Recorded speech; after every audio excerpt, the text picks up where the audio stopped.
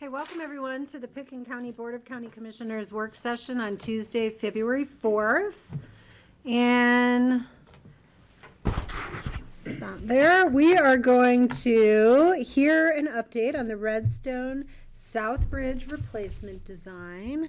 And we have our county engineer. If I get your titles wrong, please correct me. And I'm sorry, you'll have to introduce yourself. Andrew Knapp, and then you can introduce your team. And go ahead. Yeah, thanks Kelly. Andrew Knapp, the county engineer. I have with me Mark Freimweier, who's the lead of the SGM consulting team, helping us with the design for the replacement of the Redstone South Bridge. And let me ask you a quick question before you get started. Do you prefer that we listen for the whole presentation or ask questions as we go? This is for your benefit, so happy to have you guys jump in wherever you have any questions. Okay. Here, we can keep it informal and kind of give you the rundown here. All right. Well, thank you. This is a big infrastructure project for sure. Yeah, it's a major project for the engineering department, and it's something we've been talking to the board about for a little while now, you know, having it in our budget presentations. And last time we spoke, the board indicated they wanted to get an update prior to our public engagement. Which is starting tonight. Starting tonight, yes, exactly. Fortunately, we are able to get on the agenda for today to hold to that request and give you guys an update on the project. And just some quick background. When I came on board as the county engineer, SGM was just wrapping up a study of the bridges across the county, and part of that study, it evaluated the condition of the bridges and the remaining structure life and maintenance needs, and the Redstone South Bridge was identified as a top priority for replacement. It is the oldest bridge on the county's inventory. It was built in 1947. It's received some scour mitigation in the past, and we feel like it's reached the end of its lifespan, and we'd like to replace it before we have an emergency on our hands. So we've contracted with SGM to put together the engineering documents for bid.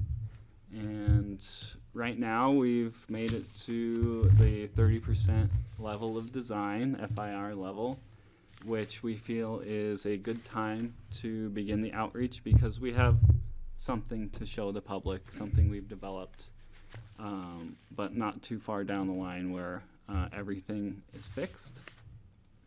So we were able to complete the field work this past summer, survey, wetland survey, cultural survey, and all the full 9 investigation of the site.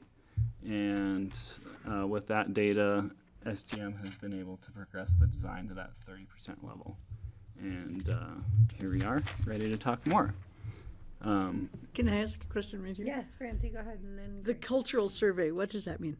So that is walking the site and looking for historic structures, artifacts, and things like that, making sure we're not disturbing anything that we don't want to disturb.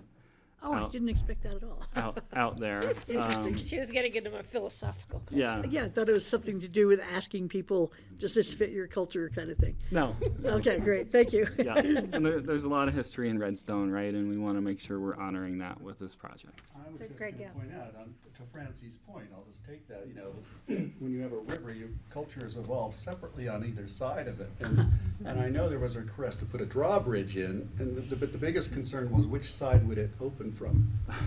I haven't heard that. A drawbridge? You know Guys what? had- Because it's never been said before. I think they've excluded that my design. Are we supposed to be laughing? Not taking Is it it a joke? seriously. It should be a drawbridge. All right, it's a little early in the day to get so Go under? punchy. Because there's only that wonderful rapid right beyond Redstone that we want everybody going in? Okay. Meat grinder, yeah, we Yes, don't meat need to grinder. talk about the meat grinder. So just continuation of our schedule after this public Cut you off. outreach engagement this February and March. We'll progress the design to the FOR level, and we'll have another slate of outreach events with our FOR design in the August-September timeframe. And we're hoping to have a shovel-ready package ready this fall for potential 2026 construction. We had been discussing grants and applying for grants for the bridge replacement, which we'll keep watching how that unfolds. What does FOR stand for? It stands for, depends on who you talk to. Final office review Okay, is a common got it. explanation. Generally a 90% design Okay. level. That's helpful. Thank you. All right, keep So, going. you know, with this major bridge replacement project, we wanted to properly analyze some potential alternatives. Let me keep going here. Yeah. So yeah, we looked at what we called an alternate alignment, which was essentially, as you can see on the screen there, building a new bridge to the north of the existing alignment. And the major benefit there would be that the existing bridge could stay open during construction, and we wouldn't be kind of impacting traffic through Redstone as much. However, once we dug into the process, that kind of really stood as the only benefit of that alternate alignment. As you might imagine, if you walked around there, the environmental impacts of building that proposed bridge on the alternate alignment are quite significant. You're impacting wetlands. There are large, you're building up a lot of fill to tie into the existing roadways, and that really increases the limits of disturbance of the project substantially. Hydraulically, it was less beneficial than the existing alignment is. On that existing alignment, the structure length is longer, which ultimately results in more cost. A longer bridge is a more expensive bridge. Increased construction duration. And then also there are kind of long-term plans for an acceleration lane on State Highway 133 in that area. And because of the restriction further north at the Coal Creek bridge culvert, that alternate alignment is kind of less accommodating of that. So at the end of we kind of dug into this process of looking at the alternate alignment because of the kind of construction benefits. But we pretty quickly ended up back on the existing bridge alignment. So what that would look like is that and Andrew's going to talk more about what the construction impacts will be, but essentially the existing bridge would be demoed and the new bridge would be constructed in place. The center line of the existing bridge would match, the center line of the proposed bridge would match the existing, except that we'll be adding a sidewalk on the north side, so it'll kind of push the limits to the north slightly. So, any other benefits? Another con of the alternative bridge alignment is it would be a longer construction duration as well, because there is more construction associated with that alignment. You can see the new roadway that would have to be constructed to tie into the bridge. And also, getting your grades on and off that bridge and tying into 133 are pretty challenging in the current location. You can see in the alternate location that bridge abutment is even closer to 133, so that profile was much more challenging to make work as well. So we really didn't identify too many benefits to that alternate alignment other than you can build it offline and keep the existing bridge open. Rancy has a question. Yeah, I just wanted to comment that the river is conveniently narrow where the bridge is now, and then it widens out a lot just north of that. So there's that.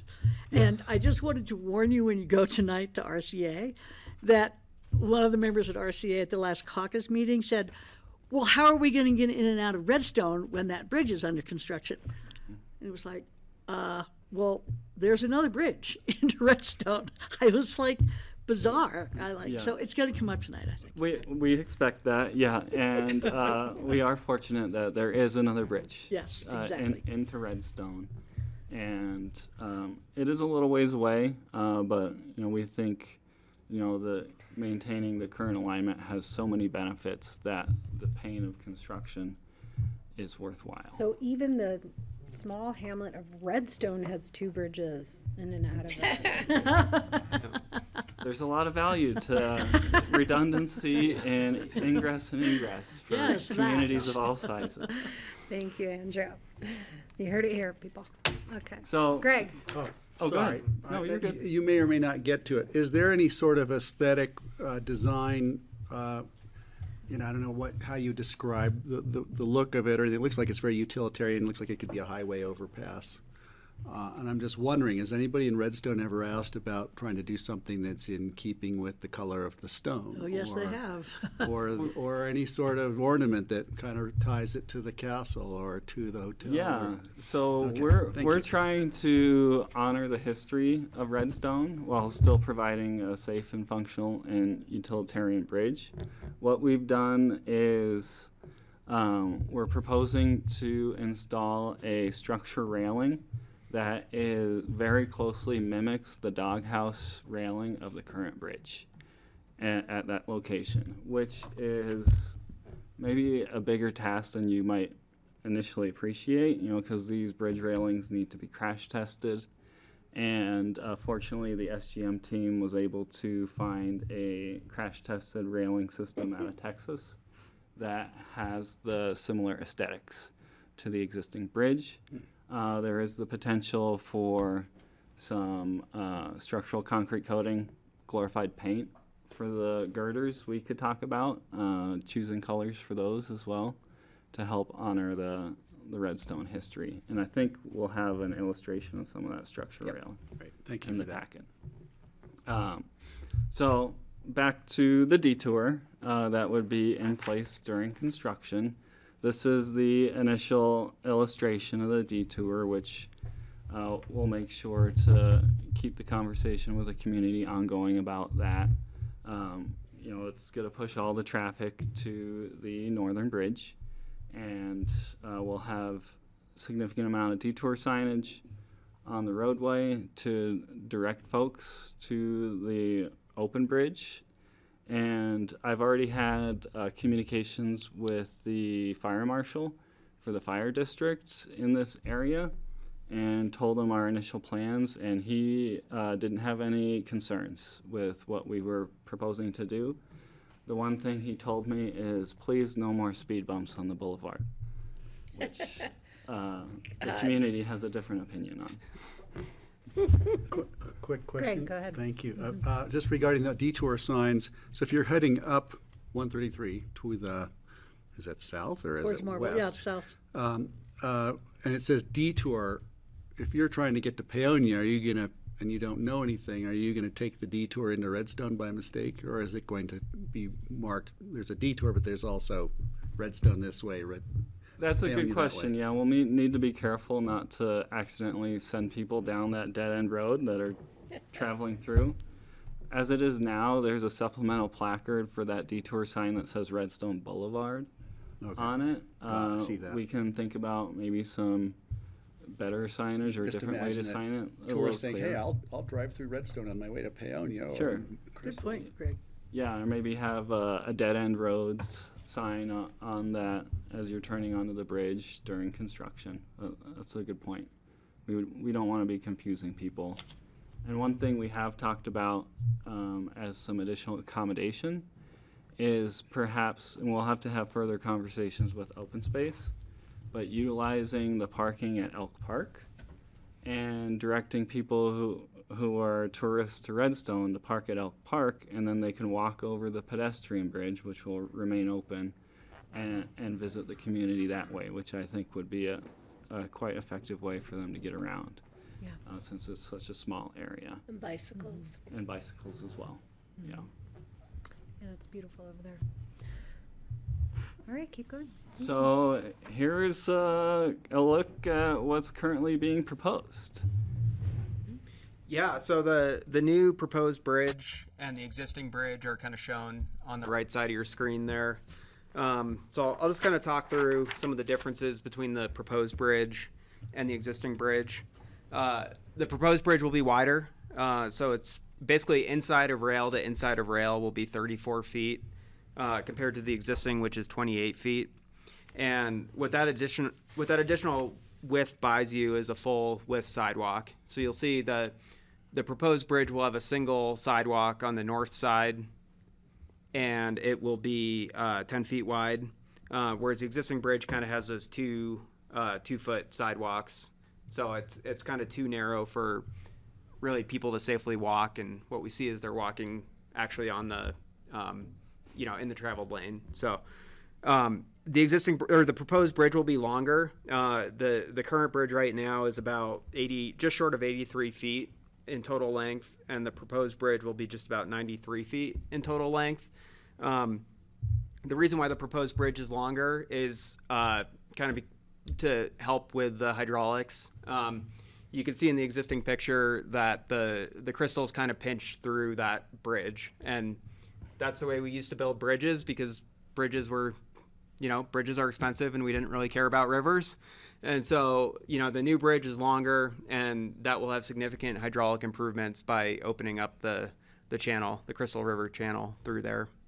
The proposed bridge, we've eliminated the middle pier, which has been a big maintenance issue for the county, of having debris snag on it, and you kind of get this damming effect that can be problematic. So by eliminating that pier, it also helps the hydraulics significantly.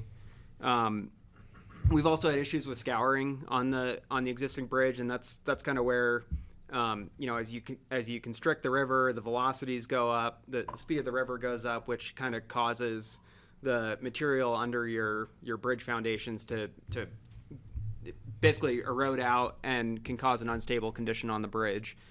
The proposed bridge, by eliminating that pier, we kind of eliminate that issue at the center pier, and we'll also be putting this bridge on deep foundations that will be much better protected against that potential scour issue.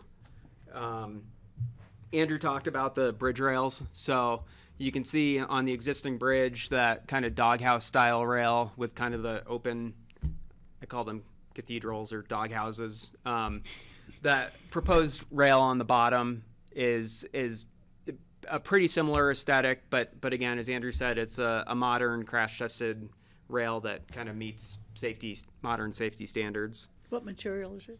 Concrete. Yep. And so that's kind of the difference between the proposed and the existing bridge. The proposed bridge will be kind of these pre-stressed concrete box girders. It's basically we kind of call it a fix it and forget it bridge type. It's the lowest maintenance bridge type. Whereas others might have programmed maintenance with it. That girder type is very, very low maintenance with no programmed maintenance, which I know Andrew was a big fan of. I think Greg has a question. Are these prefabricated? Are they going to get trucked in? Yes, they will be there's a prefabricated. benefit there too, right? Yep. Okay. That's correct.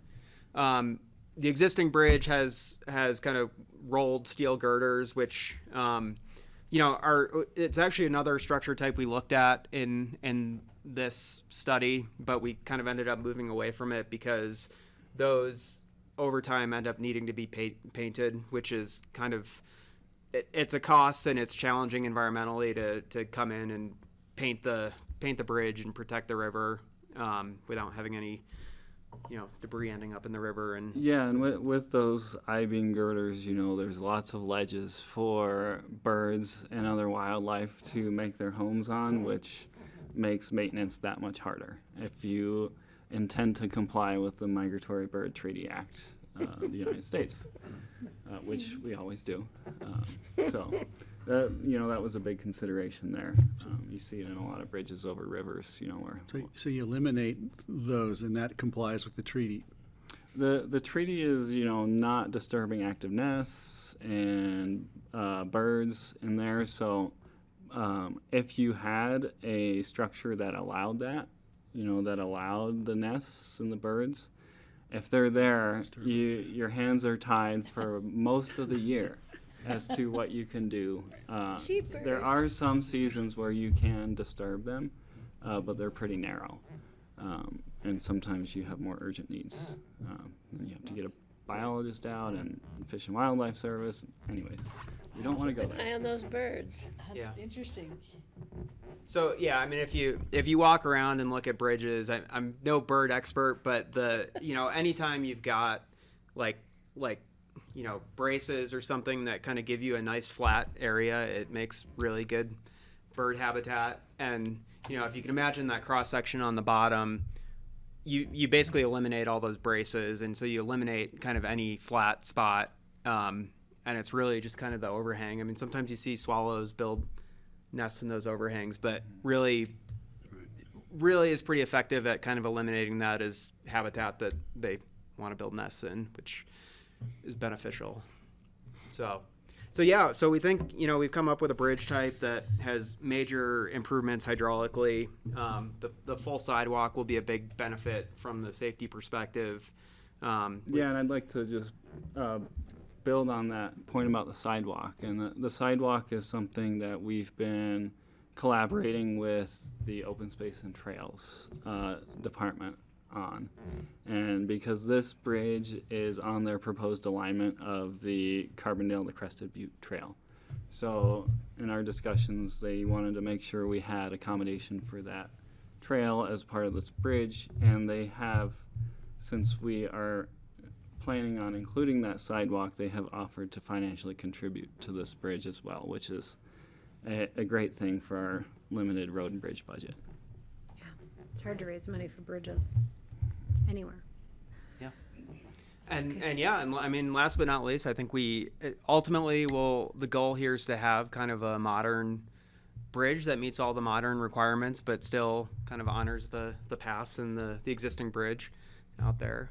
And we'll hopefully get another 75 years before we're having this discussion again. Yeah, and through our investigations, we have found some history as part of that, and one main thing is coal slag, which is a byproduct of the coking process of the coke ovens, which are just across the street. So we're going to do some further testing on that coal slag to make sure it's not hazardous and can be disposed of at the landfill, which we expect it to be able to be disposed that way, but we're going to do testing to confirm that. It's currently on the banks. It is, yeah. It's currently on the northwest side of the bridge, between the bridge and the gazebo area, just across from those coke ovens. And you want Fortunately, to make sure that moving it doesn't create, it becomes unstable or whatever. yeah, and we're only going to be excavating it if it's in the limits of the bridge area, and we'll have some budget allocated for unsuitable materials that we might run into that have to be hauled off, things like that. We did geotechnical borings, and those tell you what's happening right at that borehole, not necessarily 5 feet away. So there's still some potential unexpected things we could run into, so we have contingencies for that. I think it looks great. And yeah, just wanted to show you the drone aerial that the SGM team was able to gather as part of their survey effort. It turned out really beautifully, and it's a great illustration of the proximity of Coal Creek and the Coal Creek Bridge to this bridge location, which helps illustrate what we were talking about, the effects of a potential future turn lane, acceleration lane coming out of Redstone. That bridge is your constriction point, and your taper has to be back down to current width by that bridge. So the closer you get to that bridge, the less length you have for an adequate acceleration lane. Is that a photograph? It is. It looks like It's a painting. multiple photographs. Yep, multiple photographs geo-referenced together. Wow, it's Very very cool, yeah. It's very sharp. painterly looking. Yeah. Yeah, it turned out really well. Great. Just looking at this, I was kind of noticing the red rock right on the riverside on the east side of the river. and that to me just seems like an attractive sort of thing. That cliff there kind of talks. That's the entry to the town, and it just seems that hopefully this will enhance, the entrance to Redstone. Certainly, a safe bridge is an enhancement. I understand that, but aesthetically, there ought to, somebody from Redstone will probably bring this up. But I was just thinking about that. If there's some way that it can tie in with or accentuate the Redstone there. And that's something we touched on a little bit earlier, is just looking at this illustration of the proposed bridge. You can see the bridge girders, they're currently illustrated as gray. We considered those could be a good option to have colored red to, give a nod to that redstone right there. And We're definitely open to conversation on and that. those are sealed box supports. They're like a sealed beam. Yeah. All the way, right? That run, along the axis. Yeah, and the nice thing about the side-by-side concrete box girders is it reduces the amount of forming you have to do for the deck, because the top of those girders can be your bottom form for the deck. Whereas if you have steel I-beams, you have to have some deck pans or forming between those beams to help construct that deck. Got it. Thank you. It's cool. How far are you along in the permitting process for this? Go ahead. So we'll. This is a bit of a loaded question, I'll warn you, because there's more I want to ask. Okay, I'll tread lightly. So when we generally, so the Army Corps permit we're going out for it's a nationwide 14, which is typically the permit that you go for new bridge projects. And generally what we'll do is we'll submit that around the time of that FOR or 90% design submittal. With this submittal, we've kind of done all the preliminary environmental studies, and so all that work is done. Really what we're just waiting on is to finalize the design, because they don't typically submit until the design is more final. So that was kind of the nexus for doing that cultural study that Andrew talked about. We also did a wetlands delineation study, and you can see, I think on one of those figures, that you can see the delineated wetland. The yellow-orange is the wetland areas. Yeah. So that's kind of where we're at in that process for the Army Corps permit, and that's also what is kind of triggering the discussion on the coal slag and making sure we're dealing with that properly. The other thing that's come out of that study is the existing girders have lead paint, and so it is from that study we're obviously going to make sure that we're providing guidance to the contractor to make sure that they're dealing with that adequately and safely and per OSHA standards. Okay. So Another permit we'll need to receive is from CDOT. Since we will be tying into the Highway 133 corridor, we'll have to get a special use permit from them, and they'll give a thorough review of the structure as well, I believe, since it lands in their right of way. And we've already been having conversations priming them for this project, so they're aware of what's under development as well. So I think I guess I'm curious if there's an opportunity here for us to create a case study for this project because of the other work that we're doing about Crystal River as a wild and scenic river. And, in our stakeholder processes, a lot of concern and conversation that we hear is relative to needing to get the Army Corps permits for anyone who wants to do any work on private property near the river, and anticipating extra time and cost, because the anticipation is that the Army Corps will have to refer it to the Forest Service, who is the lead agency for the wild and scenic designation, and that right now, because it's an eligible river, it will have to go under that review anyway, even though it's not formally designated. Because it is eligible for designation, it will have to undergo that formal review anyway. And so it just would be really interesting, as you guys are going through this process, to understand if that is causing additional delay, if that review time is causing additional delay, if there's information that you get back from the Forest Service that adds any additional expense to the project, to sort of track those things, because you know, a lot of the concern we hear feels a little bit like of a boogeyman situation, and we don't have a lot of on-the-ground examples to sort of say this is proof of concept. And so this would be a great opportunity to see if that is the case. And, you know, I'm glad to see that the bridge spans the full width of the river with no pilings in the middle, because that was also a concern that we had heard on bridge review on other wild and scenic rivers, that was like some of the feedback that came back to people who were putting bridges, like, don't put anything in the river, put it just fully across the river. So so I just want to sort of flag that, and, like, you know, if there's a way, you know, to check in with the Healthy Rivers staff, or, you know, I just look to Brian if there's a way to sort of just track that process. I mean, you're gonna have to go through the process one way or another, but being able to sort of illustrate it back to us and back to the broader community, I think would be a real, like, added on benefit with this project too. Yeah, that's something we're definitely happy to do. We recently coordinated with the Army Corps regarding the Soapers Creek culvert replacement. So we have an idea of kind of timelines and engagement involved in that permit. Now, this is a bigger project, and even with the same process would, you know, have longer time and coordination associated with it. But that's something we'll keep an eye on and track. And it's probably at this time worth mentioning, you know, that we've also analyzed the floodplain impacts of this bridge, and this bridge is, if anything, making it better there. And part of that analysis is making sure that we have adequate freeboard, which is the space between the top of the expected water level and the bottom of the bridge, to pass future debris events.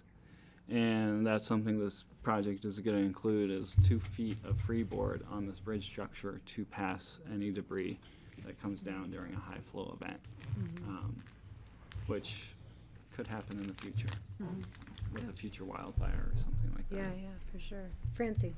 Yeah, would you remind me what the price tag is on this bridge? I'll pivot over to Mark here. He just put together the latest cost estimate. Yeah. So the latest cost estimate for the bridge is $4 million, right around that $4 million number. Now, I know you have some additional stuff in there for just construction, engineering, just managing the construction contract, keeping an eye on the construction. But that is the number that we provided is $4 million, based on that 30% design. Thank you. There's some contingencies in that number. As we get further into the design, we'll crank those contingencies down as more things are developed and identified. So we're hoping that final number doesn't go up as we get further in design, but time will tell. They will. And the bids will be the ultimate determiner of the price. All right. Is the boulevard a county road? Yes. Okay, thank you. Are there other questions for our team here? Thanks for bringing that. I hope you have a warm reception this evening. Thank you. We can't Thank wait to hear the comments. Thanks for having us. Yeah, Thank thank you. you very much. I'm not Appreciate going to all go to of that meeting tonight. I'm going to the other ones. it. Yeah, give yourself time to grab some food over there. They have some good spots. All right. Let's see. I'm gonna look to John Peacock online. I think we're running a little early here.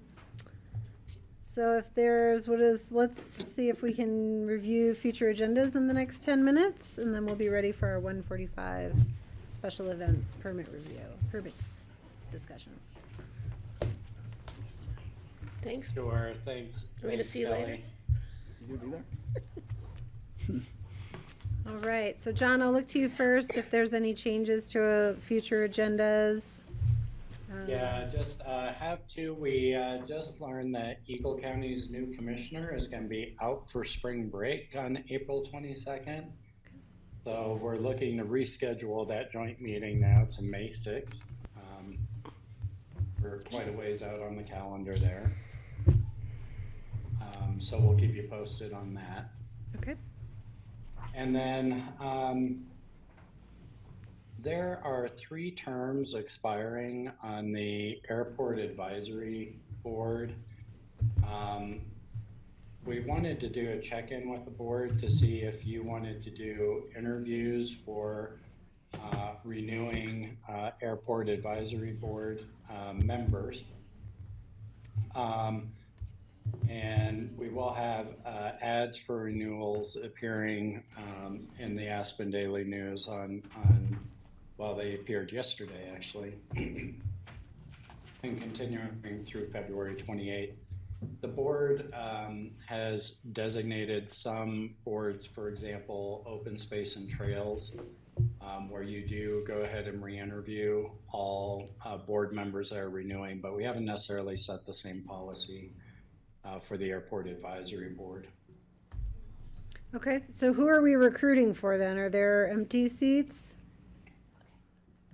The only empty seat right now, and this is the second part of my question, is the board had established 2 ex officio seats, one for City of Aspen, the other for Snowmass Village. The City of Aspen seat has been vacant for some time. Greg, I believe you had done some outreach about appointment when you were chair. There has not been any response from the city other than they would like us to change the governance model so that they're no longer ex officio.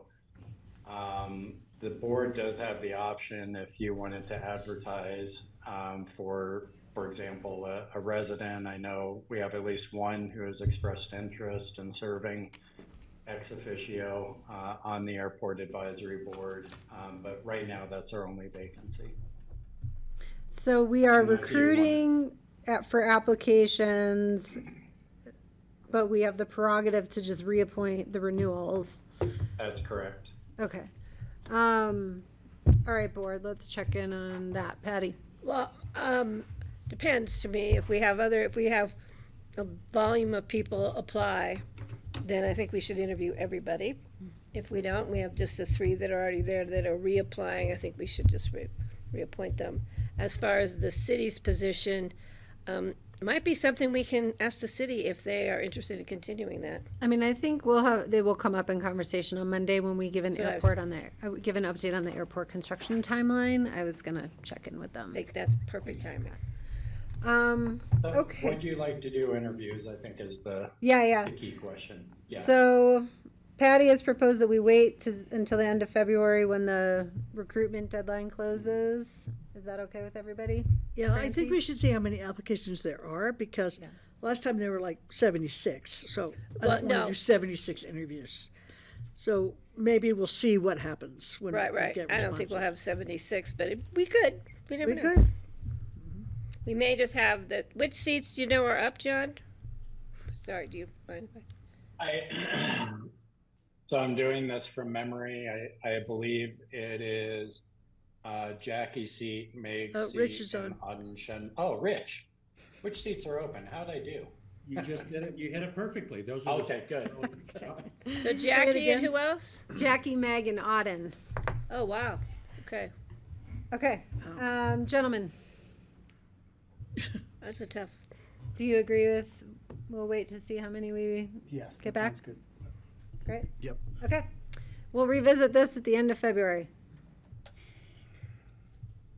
And that's all I had for future agendas. Okay. Any other future agenda items, Patty? Do we have an agenda for our joint meeting, which is the 10th, correct? Yes. Joint meeting with the city. Do we have an agenda yet? That's the question of the day. Yeah. You do. Yeah, so we're going to be providing the updates that we talked about in kind of short form. We'll have a airport update, a raise grant update, and then a update on our homeless strategic planning process. The city has also requested an executive session to discuss negotiations relative to APSHA buyout clauses. And John, just to also add to that, didn't we confirm we were going to give an update on the Highway 82 safety improvements? Oh, yeah, I was rolling that under the raise grant. Okay, Thank okay, you. great. Thank Okay. you, Kelly. Yeah. So the exec is APSHA what? So, well, Buyout agreement. negotiations relative to APSHA programs. Okay. And we were going to do this in exec on I think the next day in our exec, and they requested that we do jointly with them. Okay. I'm just not sure why that needs to be done in exec. It needs to be done. It needs to be Is done it in on exec. specific a specific, okay. It's not just the programs in general, it's a specific, okay. So, Let me make sure we're clean. okay, I'm good. that is our agenda for the joint meeting. Do other folks have any input on future agenda items, any plans to travel that need to be noted or anything like that? Looking around the I was room. just gonna say, John, hang in there. I can tell you're still in the thick of that cold, so hang in there. See if you can make it to open discussion. I've been giving him medical advice over the phone, but don't tell anybody. Okay. Okay. How are you? All right. Well, if we're done with that, then we have our staff here. We can move to our item on the work session today to discuss our special events approvals process. Nice to see you. I'll turn it over to you all. And I'll just, for everyone here in the room, so at work sessions is really the benefit of the board to hear and learn from our staff about programs, have some discussion among ourselves about additional information we may need or direction for formal action that we wish to give to staff. And we don't generally take public comment at this time. We also won't be making any formal decisions at this time. Anything that we might decide formally would come back at a public hearing generally where we would listen to public comment at that time. So Suzanne, go ahead. Hi, good afternoon.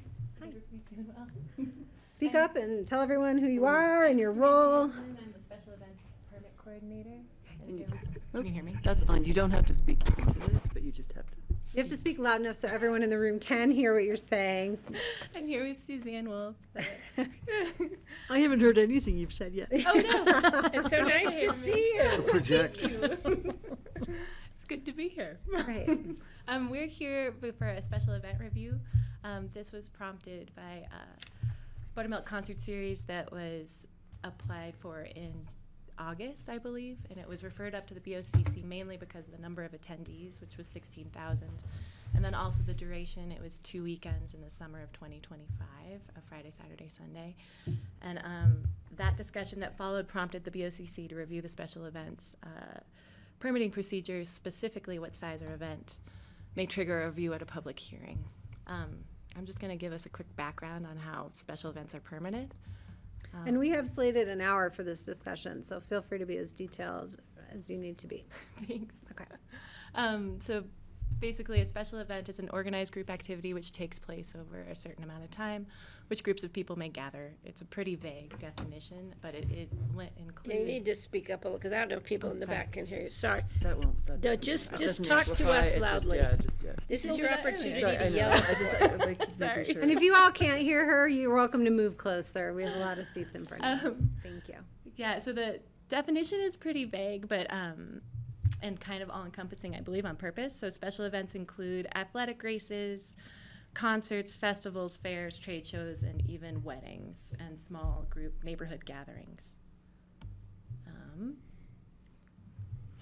The application permit is processed as an administrative review, and once an application is submitted, it is reviewed for compliance within the land use code. These regulations kind of ensure that an event's demands for health, fire, police transportation, and other services don't exceed what's normally provided, and it doesn't create an undesirable impact on the residents of that area. In addition, there are a few other land use codes that need to be met, and one is only 3 special events can be held on a parcel per year. Otherwise, they have to apply to be a special events venue.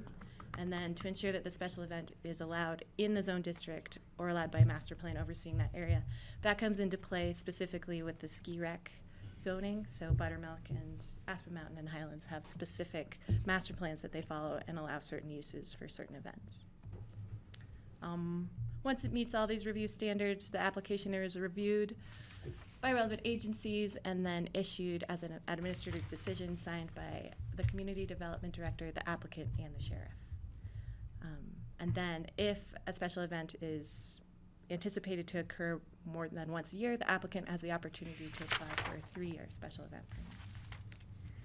And just with that, usually it's like somebody will do an event for several years, establish a track record where we're not having any issues or concerns raised by the public, and we'll, something like Ride for the Pass and, Ski for the Pass, things like that. We have a lot of events like that recur every year, and we give them a 3-year permit. And so then there's more just a check-in on those second and third years for that.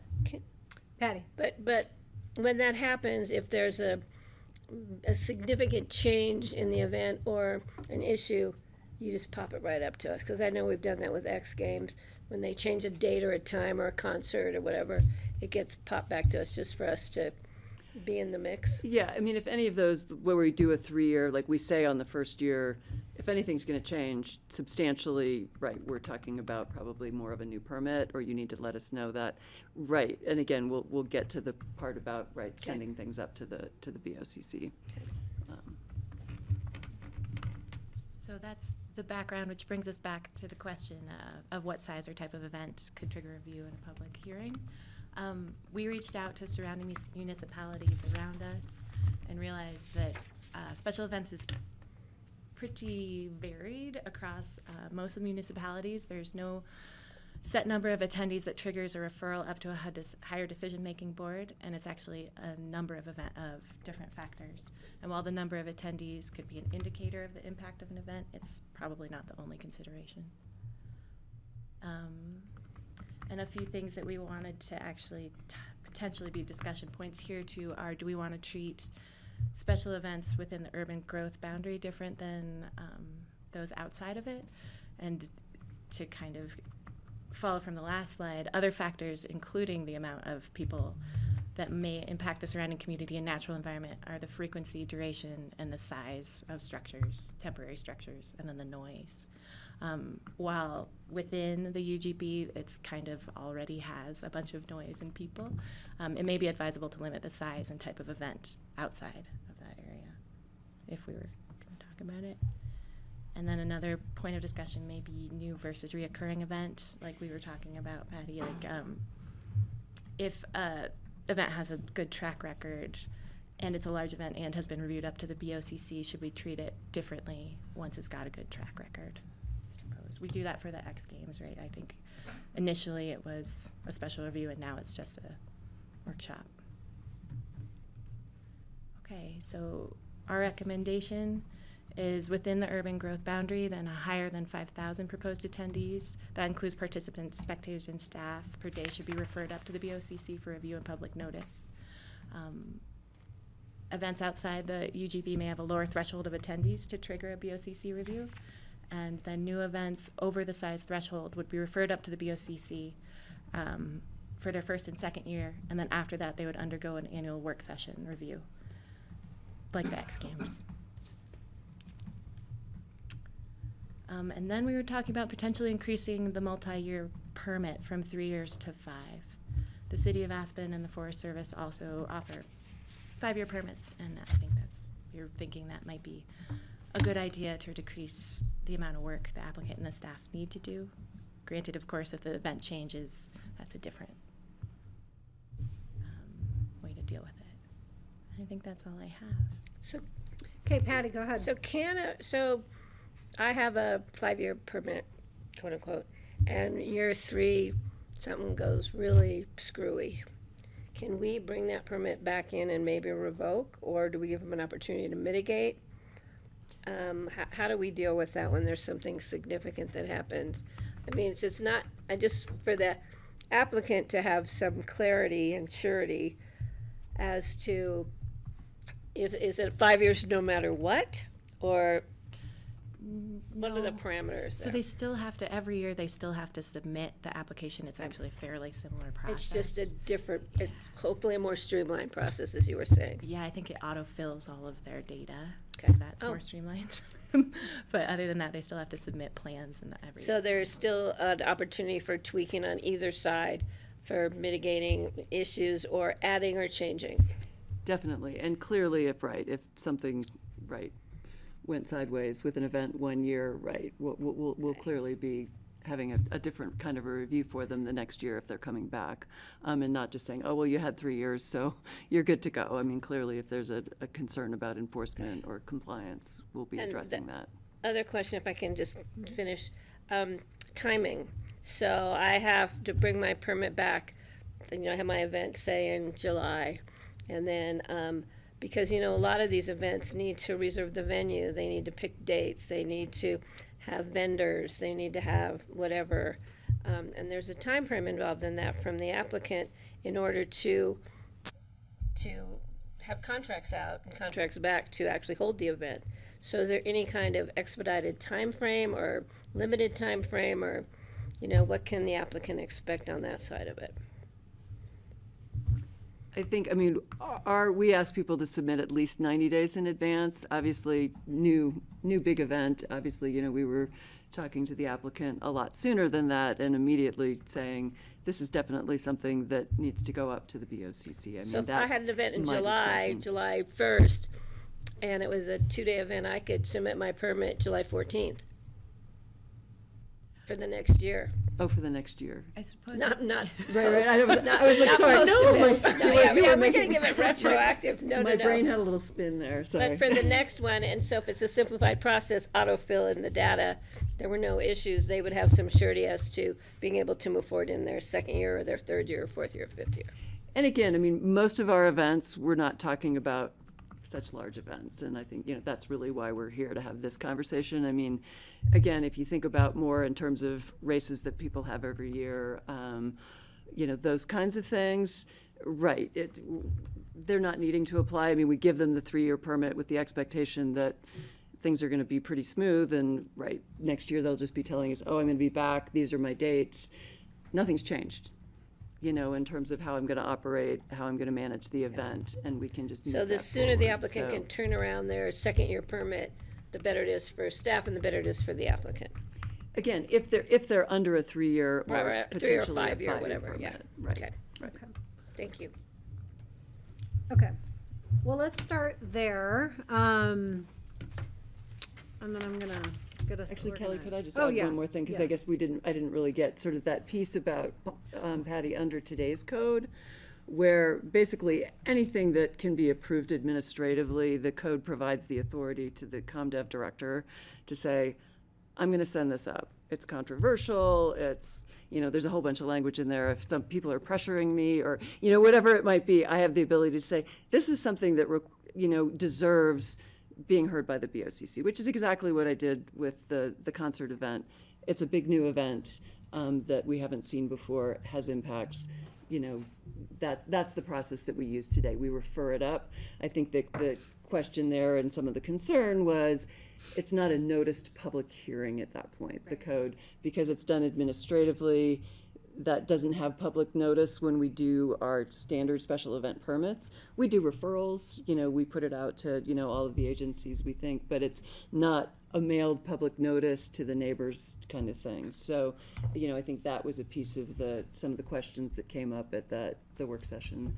As far as But a just to public understand that there is a procedure in the code today for me to go, the director to say, gosh, this should, deserves a larger venue to have that conversation. And does that go both ways? So if the applicant was not happy with a decision or tweak that staff may have made, they could kick it to the BoCC? I think that door's always open both ways. I think, right, essentially, I guess if we, in this case, usually it's not a special I'm event just saying permit. it- Sure, there's always an appeal, of any administrative decision that's So I made. think the bigger question for me would be the public noticing and how and who and why and where. We'll get Thanks. there. Yeah, Let's yeah. deal with maybe the less controversial Yeah, topic I'm first, saving that for which the is last. the staff recommendation about extending the multi-year permits from 3 to 5 years. Do we have input on that? And then we'll zoom out on the Yeah, bigger save the big one issue for at later. hand. I'm okay with it.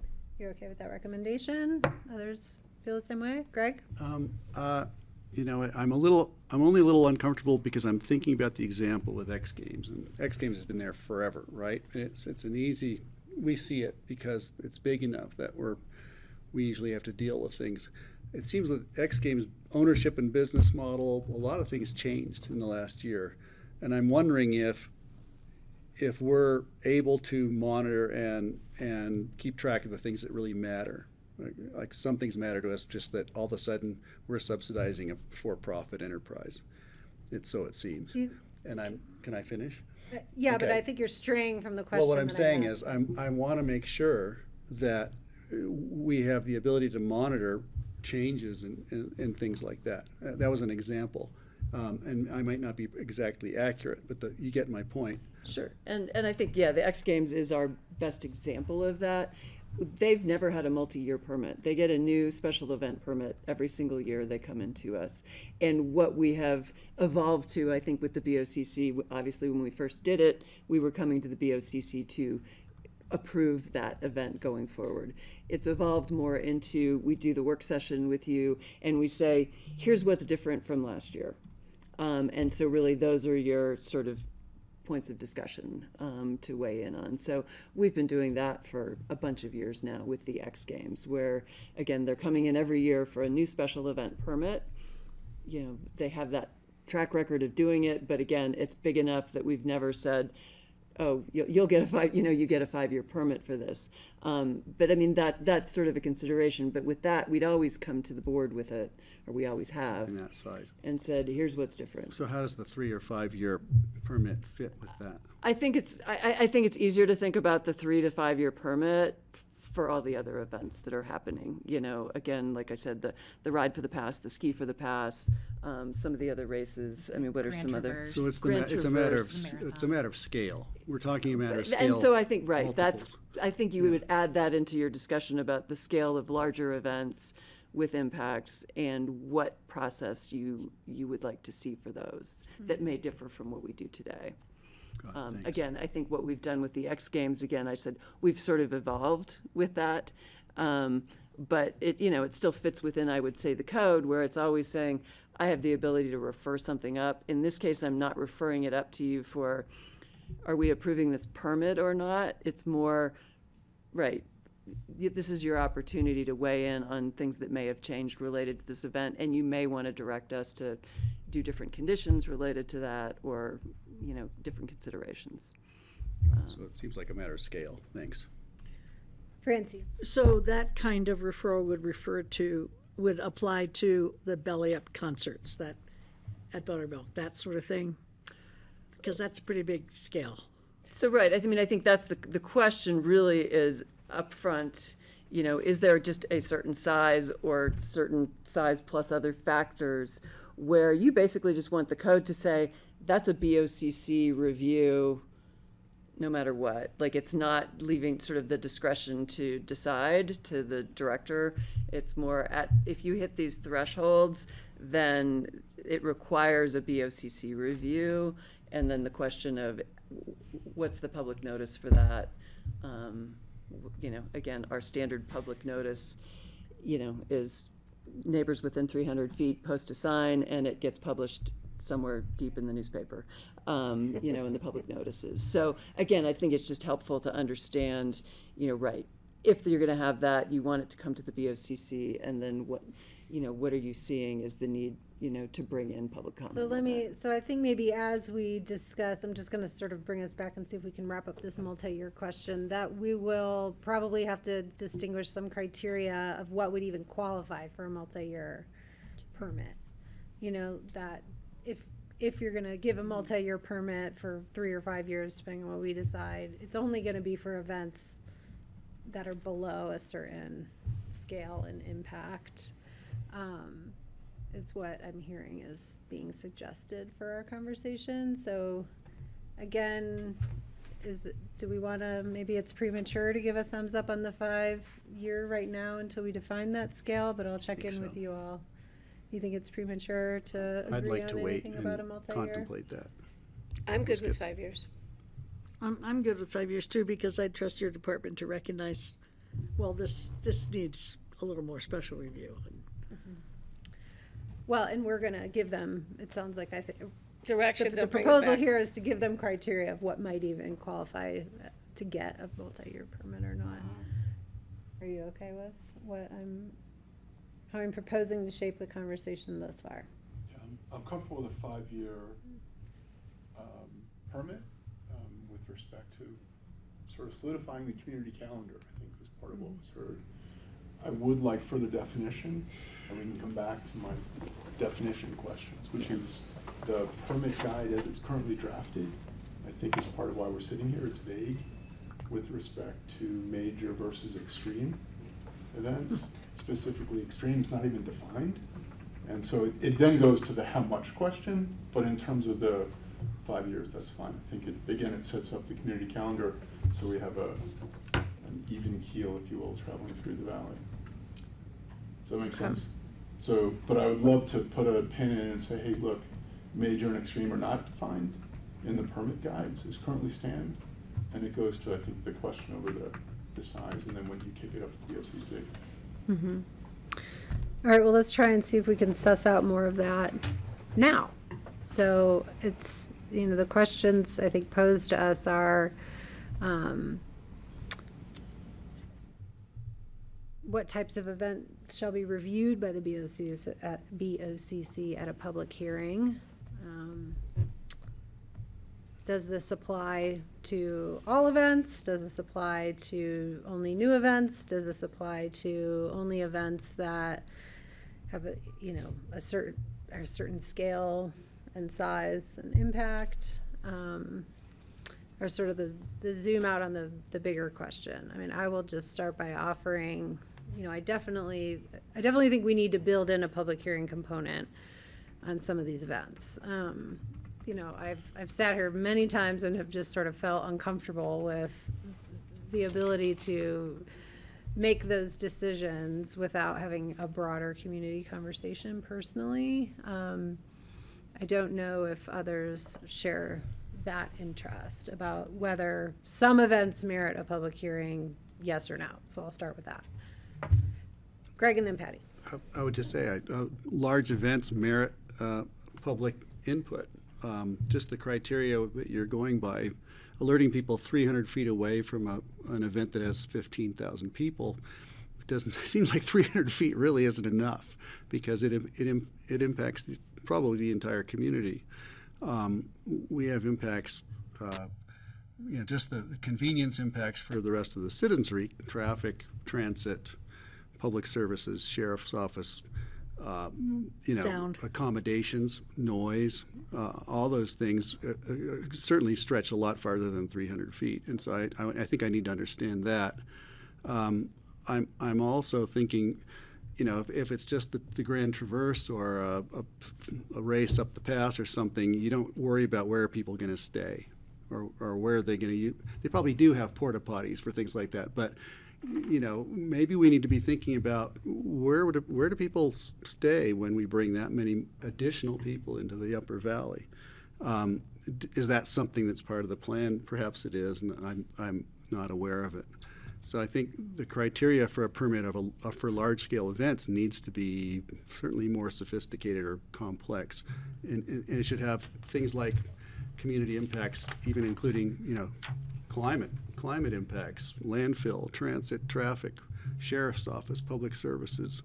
We're effectively doubling the size of the county when we have an event that large, and I want to make sure that we know where everyone's going to camp or sleep or whatever. And I think that's just something we owe the community. The boundary goes farther than 300 feet for an alert, certainly. So I think we're on the right track regarding scale. I think it is an issue of scale. I did have a thing I wanted to flag. Just, there was an issue regarding nonprofits, existing events, and is there a difference between a nonprofit event or a for-profit event? And how do we fit into the calendar, as Jeffrey mentioned? How do you fit in the calendar so we don't have conflicting large events?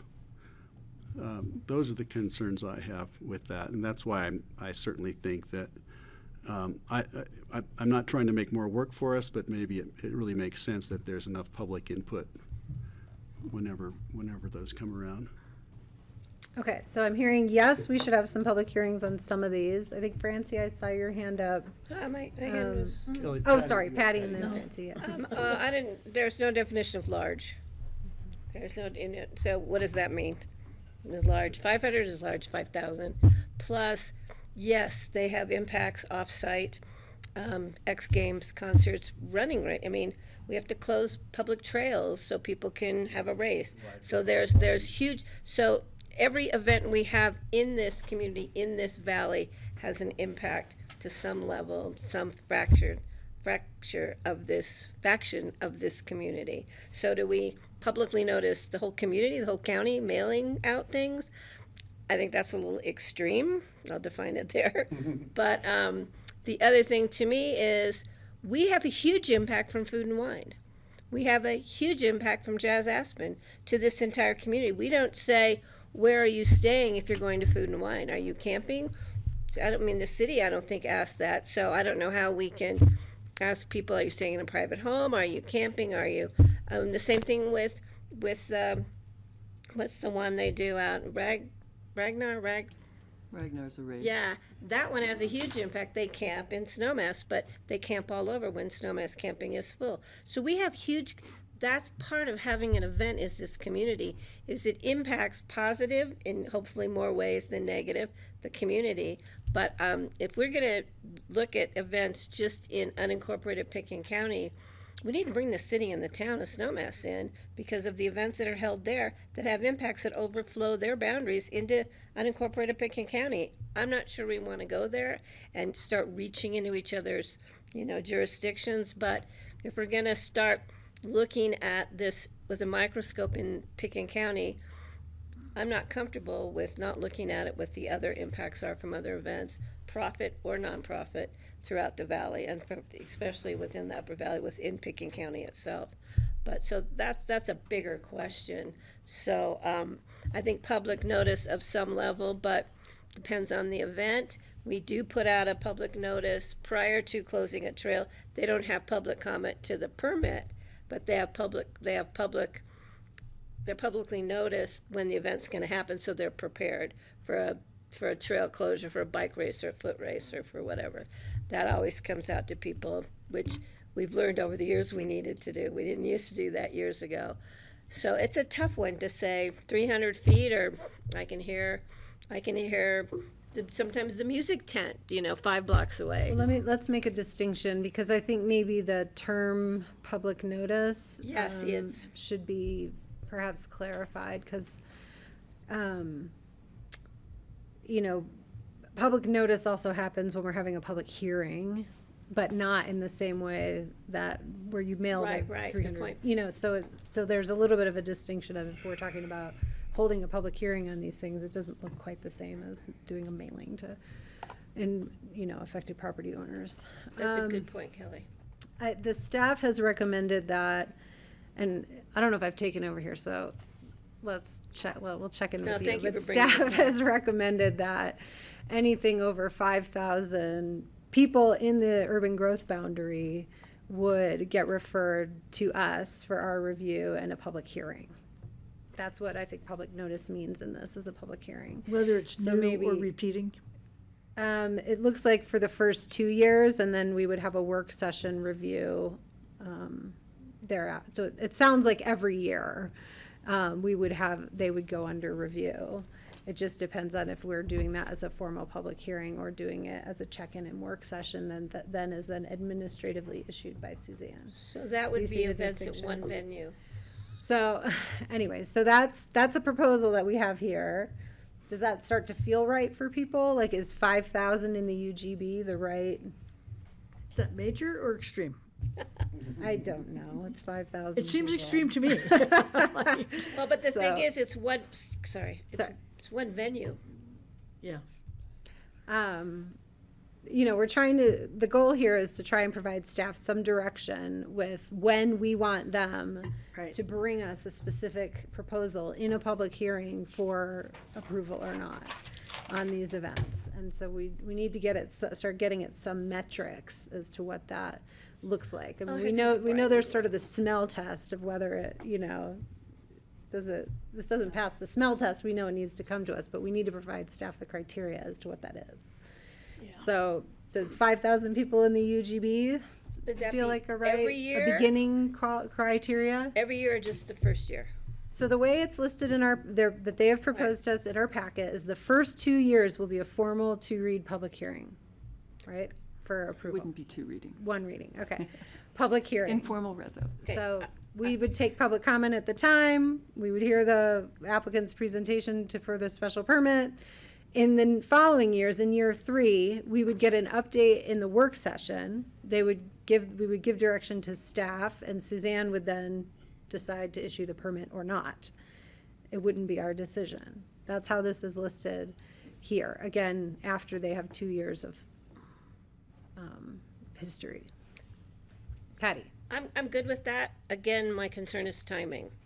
Because you have some events that need to get their dates straightened out, get their acts together, get their vendors, get all of that done.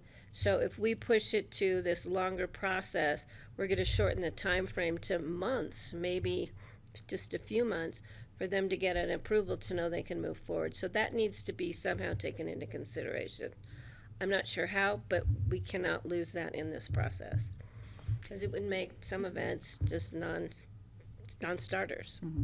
Well, or on the flip side of that, then there's the pressure on, I mean, I've always hated when X Games has come, 3 weeks before the event. It's like, are you kidding me? Like, how are we supposed to say no to anything We here, should, both sides should have it much, much sooner than later. Mm-hmm. Like, right after the first event, they can reapply, we'll get it done in a month or 6 weeks, so that they're not waiting 6 months, because then who knows if they can even book their event. Okay. That's, I think, key, but How do others feel about that? We're starting with some criteria here, of which it will come to us for a 1-read public hearing. I like what you 5,000 said people first. in the UGB. But and can I clarify, that's one venue within the UGB, Buttermilk, right? Meaning. Where else can we have an event for 5,000? In the UGB, I always say, in Pickens County. I don't know until they show up. Like, I don't, I mean, off the top of my head, I don't know, but I won't say that doesn't mean there's not a place that's going to show up someday and we'd go, oh, wow. Dunbar Ranch, Bayule. They're Or not the in there. elk- They're not in the Think about UGB. that. The Elk Lodge thing up Maroon. That's not in the UGB either. That's not that's in the not- Those are all UGB. rural area. Yeah. Okay. So again, I'm always, Would I'm you- just could you always bring that trying to information hedge my back? bets about what. Where else could we have a venue that could accommodate 5,000 people in unincorporated Pickens County within the UGB? Other than Buttermilk. The airport. It's not in the UGB. It's not The airport's outside the UGB. Okay. ABC. All right, well, even if it's just Buttermilk is the only place we're talking about, it's I still just want that relevant to- clarified, if we can. Still relevant to hear that. Do you want to Well. help guide us a little more on this conversation? I'm trying to move us through here, this I think the memo. main concern was outside of the UGB. Like, is 5,000 too big for out there? Like outside out of that, there. out there, like and would have more negative effects on the natural environment that draws people to Pickens County, right? Like that. I think that was why that differentiated. One of the And I think criteria. important just to note, I mean, our code doesn't put any limit on any event. Again, we just sort of have here the different types of events we might have. People show up, right, we're addressing whatever event they ask. So right now it's not necessarily a conversation about, is there some maximum limit to the size of any event in the rural area? That could be a different conversation you might want to have. But again, it's more, I think what we're talking about is, should it be a lower threshold that you'd want to see it if it was in the rural area? Can I ask a really quick question? Yeah, go ahead. How many people go to the Boogie Bash at, What's your question? Can you speak up a little bit? The Boogie Bash, the Boogie's party for I the believe buddy it's program. 500, though, Boogie Yeah. Bash. Only 500? Because it's definitely outside the UGB. Mm-hmm. And that creates a lot of impact. I mean, it's contained, but still. And it's also a nonprofit, so. Yeah, 500. I'm not sure we've gotten consensus on a first reading, or one read informal resolution for events of more than 5,000 at Buttermilk.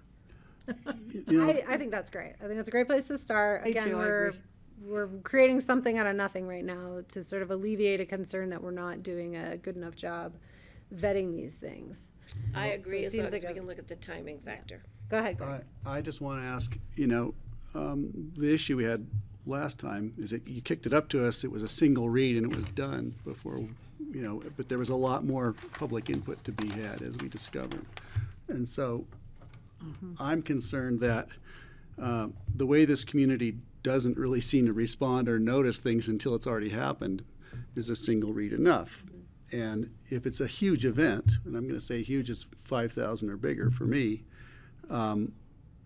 I think it certainly merits making sure that we're hearing from the public, because what we're hearing, I think that's an ACRA's policy, and I was going to try to pull it up, but I can't find it.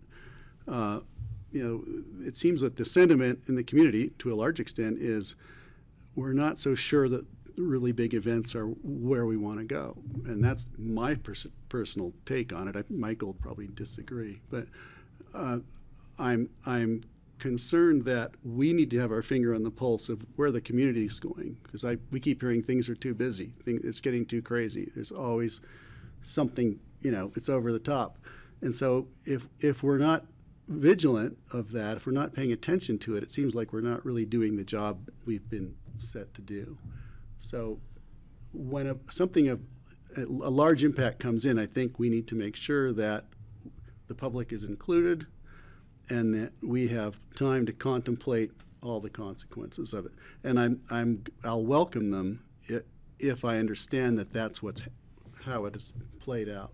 But I'm concerned that we're not considering everything that we should be, and even in a single read, I'm just not sure it's enough, and maybe I just need more practice at it. Sure.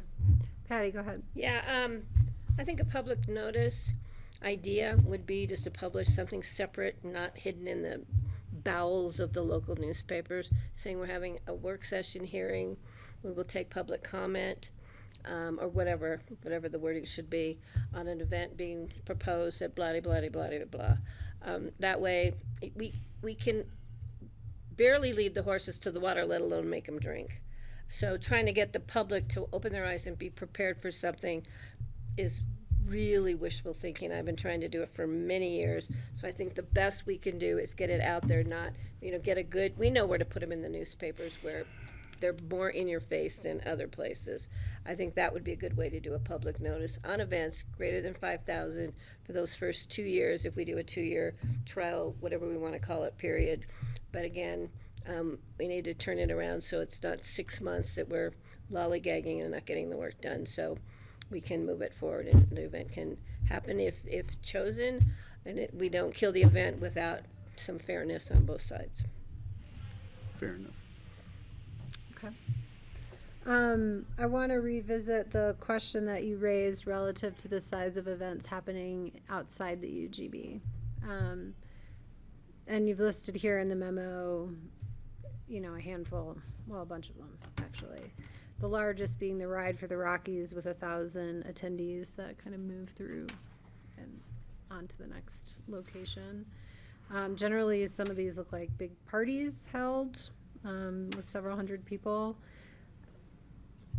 Have we had negative feedback from those? I don't think I've been privy to hearing much negative feedback from any of the ranches at McCabe, from on McCabe Ranch or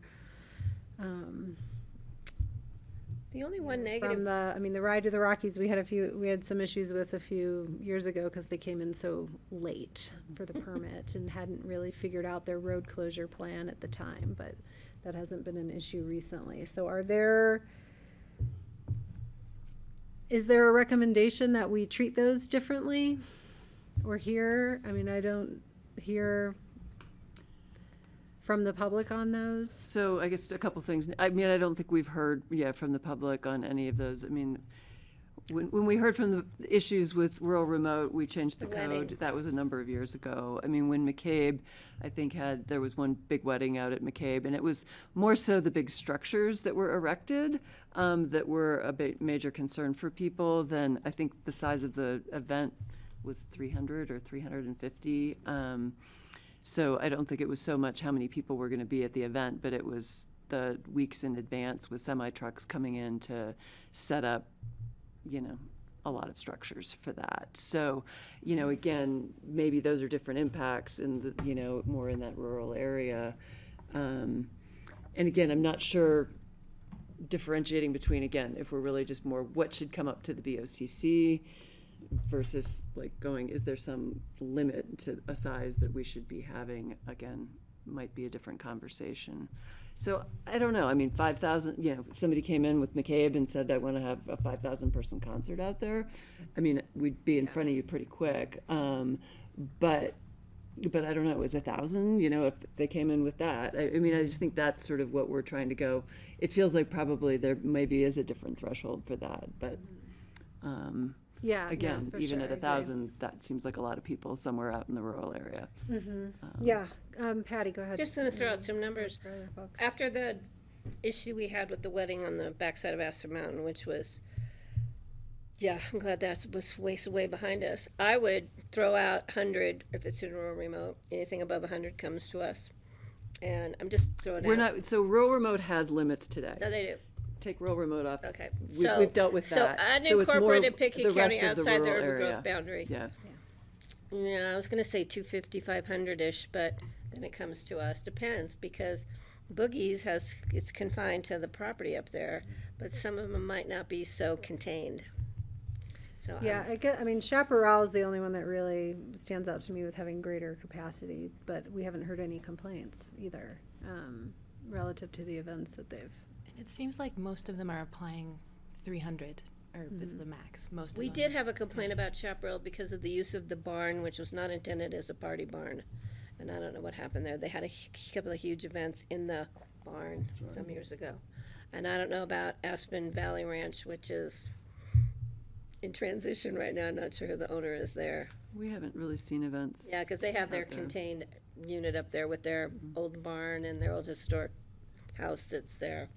Yeah, so it's hard to think of. Yeah.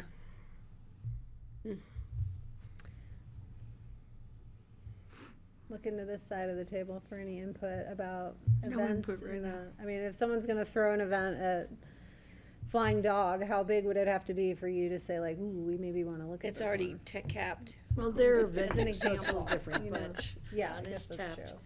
One of the ranches around you. It's pretty small at the Flying Dog. But if Bill Fails they're decided to do a capped at party Well, barn. but, yeah. I mean, to tell you the You need truth, to weigh in here, do anything we that not? had like 500 people at it, I don't care where it is, if I were the neighbor, I would be shocked.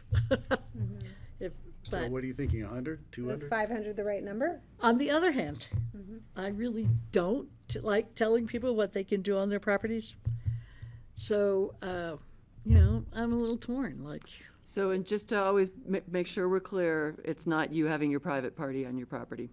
That could be as big as you want, and we It's a don't money touch it. thing. It's if you're renting your property, or you're charging people to come onto the property for Like some Dunbar. event. Right. But so just again, we're not talking about people's private parties. So are we talking about capping that number now or just bringing it back to the BoCC? And that was the other piece. Yeah, just to make right. I guess. Thanks, Kelly. But I think, right, understanding that, right, if there's some threshold that we're sending up to the BoCC, again, like, what is the expectation there in terms of that greater oversight of a larger event? And, right, just factoring in, right, then it's just an additional level of review, and how many of those do you want to see? I mean, that's thinking about, I think, that threshold as well. Question. Yes, Greg. So if we were to set it at 200, say, how many how many reviews do you think we would have? You'd see probably every permit for Dunbar Ranch. Yeah, they're So usually that would like- be 9 a year for their 3 properties. I don't know, you'd see a bunch. But they're already designated event No. venue, they're not, No. they're not, They're not. they They should get be, special event permits. They get 3 special event permits for each of the 3 properties every year. outside of being a venue, if they applied Right, for they have venue 3 status. properties. Each one is allowed to have 3 events. Still, Well, if I could, Yeah. I like what Patty was saying about how this is something we need to include the city and Snowmass in when we talk about these things, because it is an issue that's throughout the entire community. It's a concern. How big a concern is it? I don't know. But I think I don't want to shy away from it. I think we should have those conversations with them, because I hear people saying, we do too much. We're trying too hard to bring too many people here, and we're commodifying our community. You hear that refrain over and over again, and I don't want to hide from that by saying, well, let's not go there. I think we need to go there, and if we need to bring Aspen and Snowmass in, then let's do it. So we kind of have an idea what the policy is. I'd like to have ACRA weigh in, because I know they've had policy statements in recent years that talked about scaling back on huge events and large numbers of people, and trying to go for perhaps smaller things, because everyone's feeling the pressure, or at least they're getting feedback that there's a lot of pressure. So I think it merits further discussion. If we're just going to try to set a number for rural and remote, say 250 No, rural or remote's something, already set. or not rural and remote, but outside the UGB. Sorry, yeah. If we can't decide on a number now, let's just choose one arbitrarily, and knowing that we may have to change it as we contemplate it further. If it was more than 200 people, say, I would say that, or 250, and it may mean that we see more permits during the course of a year, but maybe that's a good thing. If the community is telling us that too much is happening, maybe that's the appropriate response from us. Reactions to Greg's proposal. He had his hand up. Jeffrey, I go saw ahead. Jeffrey have it. Just quick on like the process piece too. Like when we're telling somebody they need to get an event permit in 90 days prior, and we're dealing with that in an administrative queue of permitting, right, we would, again, fine, we would need to say you got to come in a lot sooner than that, Right. if we're also going to put you on a BoCC agenda for each one of those events. So I think Especially if it's budget time. Right. Well, just if I could just add, just to we'd have to understand do it the sooner. procedural. But when somebody's booking a major artist coming in, they're booking a year out. And at I least, think right? that's So- different than like a 5,000 person event versus the Boogies. 300 person the Buddy wedding Bash. at Dunbar. Got it, which You may know, not be. so as far again, out. it's like, Yeah. separating out I the. sympathize with you. So brides usually plan further out than 90 days. I don't. They I know. better I be. don't think 250 is the right number. That seems low. I don't think I need to see all these that we've not heard any complaints about for years. Okay. Personally, Boogie's Jeffrey. Bash is 500. 300? Do I hear 350? Boogie's is I 500. was thinking like 750 or 1,000. My You know. God. I agree. We can always fine tune it later, but yeah. It's easier to get Boogie's- bigger than smaller. Boogie's is 500, so that would mean every Boogie's that's every event would be coming to us. What's this side of the table thinking? I feel like He we're had his like, hand up. Yeah, I don't believe we're in any position to set the social calendar for the valley, and I think this conversation is really about, outside of the UGB is working. We have a caucus system and referrals in place, and people and neighbors get alerted to the wedding season that we get subjected to through Capitol and Snowmass Valley. So I'm comfortable with the way that's currently working. I think this conversation is really sort of the arts and sports large event conversation, and maybe it is just buttermilk. So I think that's, as a board, to say we have a different referral process for large events inside the UGB that impact the health, safety, welfare of the community. I think that's this conversation. So the feedback to staff would be, I agree with 1, 3, and 4 in terms of staff recommendations. And I know this is not a board, but this is just personally. I do believe the special event permit guide should be updated to reflect this conversation. It seems dated, and it doesn't characterize, again, event size or incident command and some other stuff. So I think that's part of the confusion in the community and on this board, that guide looks out of date relative to this conversation. So I would support one, which is, I would support 1, 3, and 4 on page 7. Where do you see? I don't I see know, I'm like, one. where- I'm looking at A, B, and Staff C. recommendations, 1, 3, and 4 seem consistent with the conversation at this board table. That I would leave 2 out. Can you pull that up so the rest of us, Page I'm We're seeing, still I'm looking seeing for a it. two. Sorry, God forbid I You're read in the the, packet. you're in the memo? We read the packet too. Page 7. I have a 2, I don't have page numbers, but I have a 2, but no 1 and no 3. Page 7 only not has loading. 2. Increased length of time for multi-year event permits. That's page 7. Yeah, that's what I have. Where do Well, the you, number of attendees is, there's staff recommendations, 1, 2, and 3, and then there's a 4. Oh, but they're not numbered. No. I see. oh, I'm looking for 1, 2, and 3. You can't refer But me it's to a not on number and page not have a 7. number there, Jeffrey. Yeah, okay. Of That's our how he packet? fools Okay, us into I- thinking he okay. knows so The much. 4 recommendations panicking over are, Oh, it may be a good starting point to set up a framework within the UGB higher than 5,000 per day should be referred to the BoCC. That's number 1. Number 2, events outside of the UGB may have a lower threshold to trigger BoCC review. Number 3 is new events, first and second year over the size threshold, come to the BoCC for public hearing. After the second, they go to work session and then Suzanne's approval. The 4th is increase the length of a multi-year permit to 5 years. So that's 4. But What we number heard 2? Jeffrey say is that he doesn't, that number 2, which is events outside of the UGB, may have a lower threshold. We've heard him say that the way it's working now is working just fine. So that's, if I'm just gonna So there would just be. restate what I think And I've heard to you go with say. that, so there would just be a threshold, not Right. differentiating for the county of 5,000, if that's the number. Okay. Right, in or outside the UGB. Right. We're just determining And if knowing that outside the rural, UGB. knowing that rural remote already its has own, its own. yeah. Okay, perfect. I'm good with that. I appreciate Jeffrey's scholarly approach to that. And his So numbering if is someone has a- Numbering though questionable. baffles. So right, that means if someone wants to throw a 2,000 person concert out on a field, then we won't see that. But of course Suzanne They still still have has to the have a permit and they still discretion have to to do send sound it mitigation and to. argument. She's discreet, she'll bring it to us. But it could always come to us from either side of Right, the right. aisle. Okay, I think we're getting a little closer here. We're basically coalescing around the staff review. It sounds, or the staff recommendations, except for the outside the UGB. Jeffrey, go ahead. No, it's an addition. I think, given the audience in the room, I would say there's an additional referral process for these large events. I think that's what was missing in the past. And so, how do we update the referral process? Right now, we have a referral process that's neighborhood and caucus oriented, which works, for example, in Snowmass and Capitol.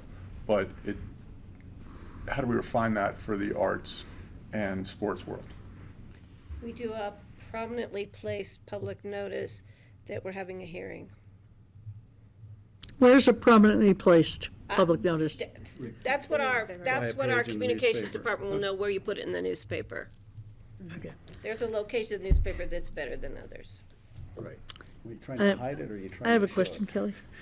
I know where to hide it Francie, too. please. Thank you. I do think there's a possibility for large events in Redstone at places that we might not be thinking of right now. It's outside the UGB, but it's its own UGB. So kind of wondering, what do we do about? It's not a formal That. UGB. We're talking the formal UGB. Because But their parade had, remember how many people were at their parade this year? And the Thousands. police coverage got really confusing and the parking was across the road. So what does that fall under? Redstone. Thank you, Patty. That's great. Yeah, the Redstone Parade is always a difficult one. I'm not sure I'm prepared to go there today.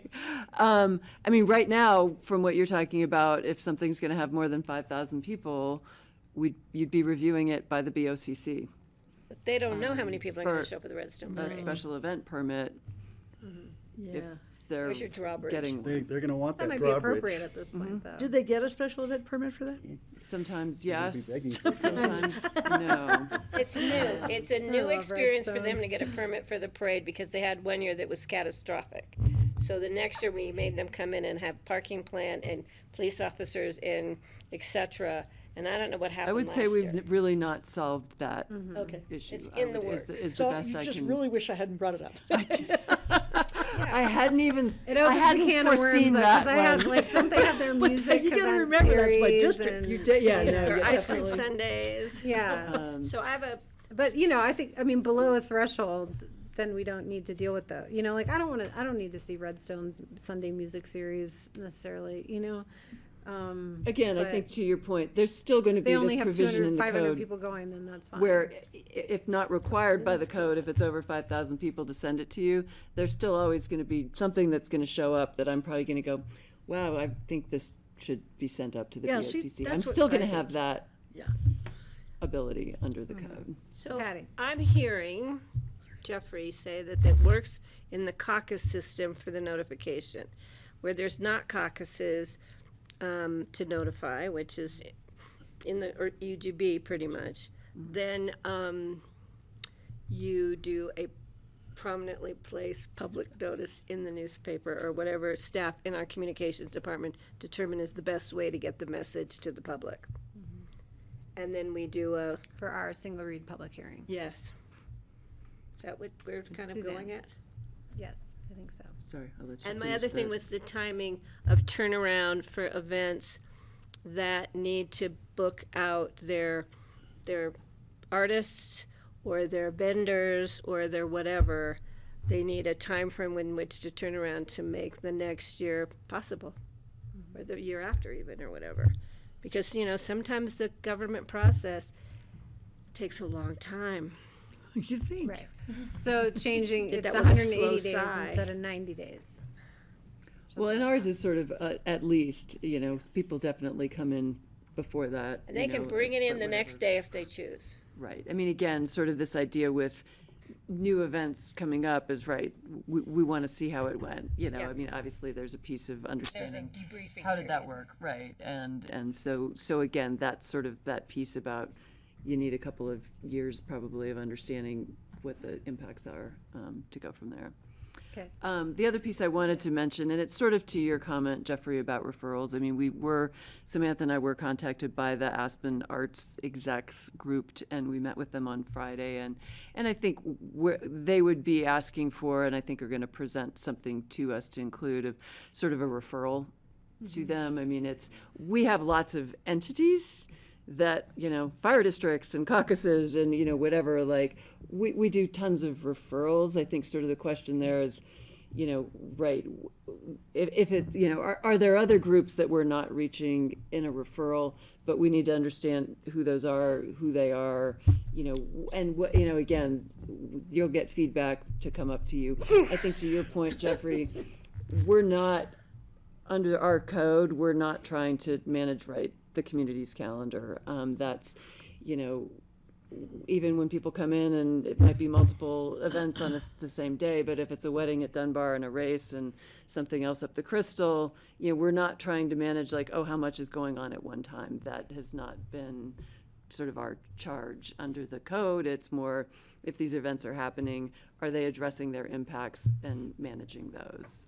That's our review process. So again, just to kind of put that out there, that they have contacted us in sort of this conversation about, are there other referral agencies to accommodate in that process? Sorry, I saw Greg and then Patty and then Francie. I was just gonna say, did they reach out to you regarding the scheduling issues? Because it seems to me that if they're, say, Jazz Aspen and the Big Belly Up guys all want to do something on the same weekend, that does become a public issue, I think. We're not going to step on that, or are we being asked to, I guess is my question. And if we are, how do we respond?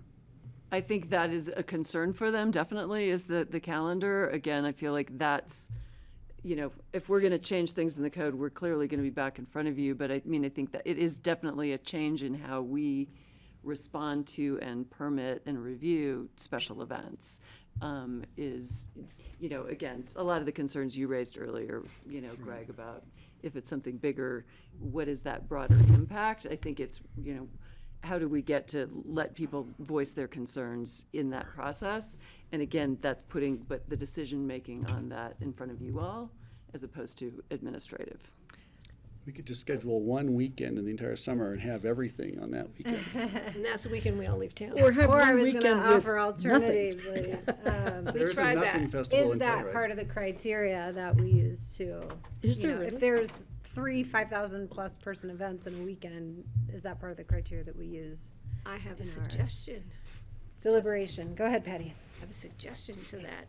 Do we get notification from City of Aspen, Snowmass, and or maybe Basalt, because they're having bigger events these days, as to what they're scheduling on their calendars? If they have, that would be a good start to know what's going on.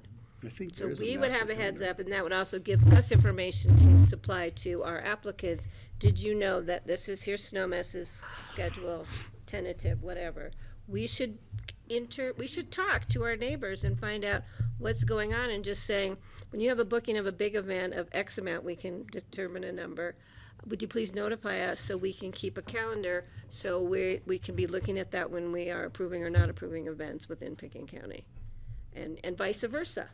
I think ACRA keeps that calendar. Well, along the lines of sharing like a special events reviews. I don't know what kind of coordination that looks like. Yeah, what that would take. Because not all the events are going to show up on a calendar, because many of them are private, right? And the ones I'm talking that have permits through those other jurisdictions. The other thing really quick is, the nonprofit arts group, they met on Friday. They're not, it's my understanding they're not an organized group like a caucus, so who do we notify? And how do we notify? And how do we get a response back? Does each nonprofit respond? So we have, I don't know how many members there are. I don't know really anything about it. So maybe that's more information we need. That's a good question. It seems like a pretty established board with one contact when we talked about it, that could Okay. relay the information. So if we needed to do that, then that's okay, but we can't go out to everybody in the world. Right. And it would be nice, but we might not want all that input, because it would take staff forever to go through it. So we need to be able to get what we need when we need it. Sorry, Francie, I think was. Thanks, next. Kelly. No, I didn't have a hand up. Okay. I was just going to say, Francie said there ought to be a nothing weekend, and Telluride has had a no festival weekend up for many, many years, and we might consider that. I suggested it years ago, called Patty, a what non-event Patty weekend. says. It was a non-event weekend, and the city of Aspen pretty much told me to go away Go away for that. that weekend. Yeah. Okay. They Just didn't thought want to I'd hear bring it. It was almost a nothing traffic day today. It was great. Okay.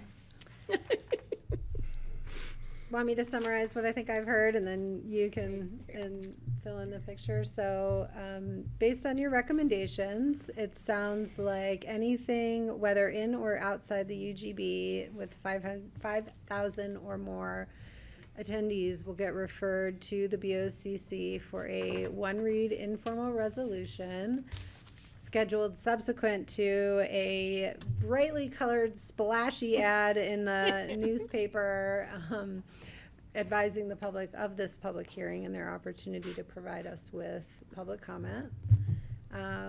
We will do that for the first and second year, and then have a work session in 3+ years for those larger events to hear feedback from you on it.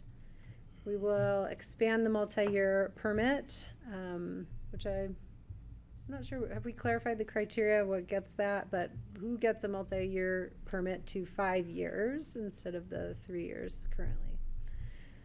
Is what I think I've heard. And what else? We will refer out these 5,000+ people events to the Arts Council, and request that we become a referral from the special permitting bodies in our municipalities. I'll start on that last one. I understand Patty sort of wanting us to understand everybody else's calendars. I mean, we get referrals from Snowmass or the city when events are spilling out into the county, and we address those. I guess in terms of if you want us to hear about all the events they're having, are you saying then we should not be permitting event? Like, I mean, I think again, we're starting to delve into managing calendar, and I'm not sure I don't think it's a matter of managing their calendars. I think it's a matter of us having their calendars when they have an idea of major events, and we can decide on a number for that, that will spill out.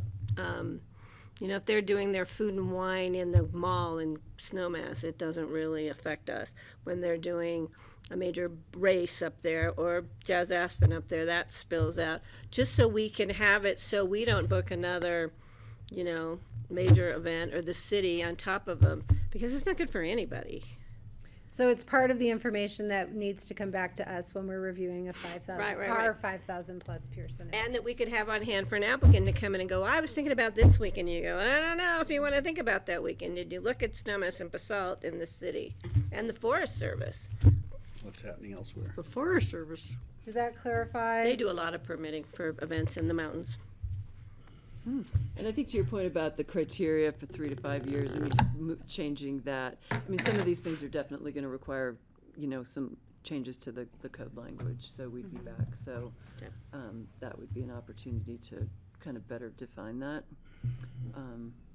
Perfect. Think about those criteria. Does it make sense to have And sort of eligibility for a multi-year permit. Yeah. I mean, that's Does it make sense to do another work session on that, or do you want to bring some draft code language back? You can think about that, but we can accommodate yeah, it. I mean, I think You'll make, we'll give you administrative authority on that. You can always bring it back to us. got it. This conversation went much better than I And thought it was. Suzanne will You're kidding. obviously retain the opportunity, if X Games is gonna sell 4,999, tickets, I still expect she'll come to us with that. Plus one. Yeah. So Suzanne will retain, as the ComDev director, the ability to bump things up, and there will be still an appeal process if someone doesn't like the decision. Yeah, and just for applicants' knowledge Suzanne's or decision on the awareness, if permit. you need a quick turnaround time, be quick and bring it back to us sooner. than Great. we'll- I just remember we talked about a 300-yard or 300-foot perimeter around. How does that change, or does it change? And does it make sense? 300 feet, that seems way undersized. So as again, I said mean, before. I'm just working off of like land use code standard public notice procedure. That's and what it that's has to, what I think that 300 has to feet be is. modified. So if you're saying for a Big code special change. event over 5,000 that's going to come to the BoCC at a public hearing, you would like something, I'm not sure how to codify that advertisement in the newspaper. I like Kelly's But language. are you saying you want a different perimeter? I mean, a different, or, Larger notice, circle of information. or, you Well, know. that's in the code, so that's a major code amendment, isn't it? well, I mean, it's definitely a code amendment. I mean, it's a code amendment to make it a public hearing. So, I mean, we're gonna have to amend the code no matter what. But it's the specific to a special event, permitting at a public hearing to go to the board, you'd want something bigger than 300 feet. I guess I'm asking if you have some idea of what but I don't know that what anyone is. else thinks. The problem for me is if I lived ski out on Buttermilk and got notified of X Games, what do you think I'd say? But you should be notified though, right, regardless of what you say. Yeah, but I mean, it's a pretty much, I wouldn't want X Games Well, in my what you're backyard. saying is, let's not ask people because we're afraid of No, what I'm they'll saying, say. if you notify people 300 feet away, so 300 feet away, you notice the people at the inn at Aspen, you notice, because that's, where's 300 feet, you know? I don't know, I from the guess- base of Buttermilk, Well, do our noise ordinance requires, it has to be below 55 dB at the property line, or something like that. Do you Unless want to you use get a a variance noise, for an event. a noise limit? Again, I'd have to, I mean, there's a noise variance procedure for environmental health under their code. I guess I'm not as familiar with that piece of the code, so, and I don't know that they have a public, I don't know if they have a public notice requirement related to that that variance. would be interesting to find out, Yeah, think I they might. don't know the answer to that. That's a I good have point. lots of questions, but, what I'm trying to get at is that I want to make sure the community feels that they're heard and appreciated when someone comes in and wants to make a big splash. I want to make sure people are aware of it and are okay with it, and if they're not okay with it, they have an ability to tell us that before it's a done deal. No one's ever going to be entirely happy, but I think it's probably part of our job is to make sure the public understands what's going on, right? That's why we do these public things and we have public noticing. So that's my ambition. I'm not trying to shut anything down. I want to encourage people to do fun events here, but I want to make sure that, you know, people aren't feeling left out, like they're being walked on or assaulted with noise all the time, or, you know, so how do we do that? Okay, I think that's a fair question. Patty? I don't have a problem following the 300-foot when it applies to noise and it applies to noticing. I think the best way to get it out for those larger events is to do a prominently placed ad in the paper, because that covers everybody who reads the paper. And that's the best way to get the word out there, because I'm not going to support notifying half of the east end of Aspen or the So west end. half a page ad, Something prominently that placed. we can work with our communications department. They know where to put them. They know what that's why we have them, and see what they would recommend. Yeah, I mean, I think we could possibly expand our referral process relative to events at Buttermilk, which is probably the only To the HOA? venue. Yeah, to HOA, to Till the Maroon golf Creek course wants to do Club, something. We do you all know. of those already. Yeah. So that's But I don't know if Burlingame gets any of those, Or but golf course, if you want to do something. So Yeah, you're within Yeah, I think 300 feet, aren't you? not Yeah, 300 feet. no. That's also a Merle public one. Historical Society. 300 Okay. feet is technically not Have that we, far. oh, John has his hand up. John, please. Just Sorry. one friendly suggestion that perhaps we make the applicant responsible for that half-page ad instead of us. We'll be paying for it, designing it and such. We could put the requirements in that as part of the application process, they have to demonstrate they put the ad in. With the I don't public think it needs hearing. to be a half page. Well, we'll see. Well, that's why I Let's just let somebody heard, else but- decide that. You yeah. just said, let Page them ad. No, decide. but you said a half page and John took it and ran with it, so. Yeah. What you're saying is, he's Geez, just John, minding the how can you do budget. that? John's minding the budget. Thank you. Okay. It's just a recommendation. We'll do it however the board wants, of Yeah. course. I like that. Okay. I will let you chew on whether we need to come back for another work session, or if you would like to, relative to discussing code amendments with us, to, you know, best use that public hearing process time. And we'll make sure that the public knows when this is coming back for a formal resolution from the BoCC. Definitely. Okay? Have direction, a little progress Thanks. here, I think. I think this is better than what we've done in the past. And I will take this opportunity to just say that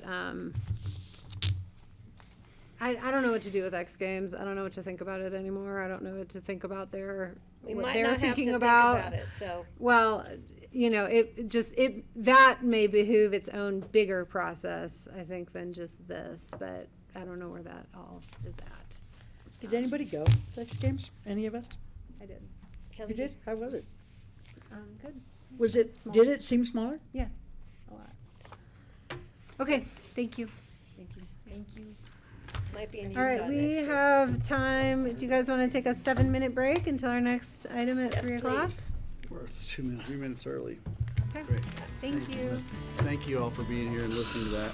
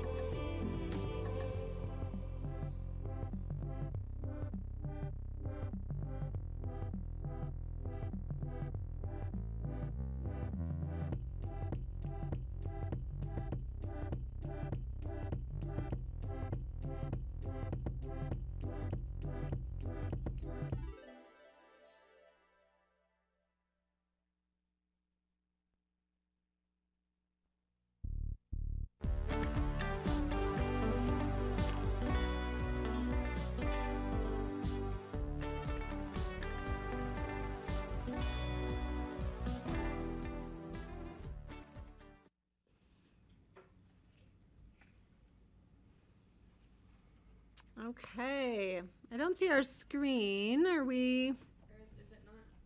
Oh, we have it here, but anyway, welcome back everyone to the Pitkin County Board of County Commissioners work session on Tuesday, February 4th. I just want to check in. Normally I see the room. Have you guys shared on Zoom? Yep, so she's sharing her screen. Okay, you're not gonna see it? Okay, great, just making sure.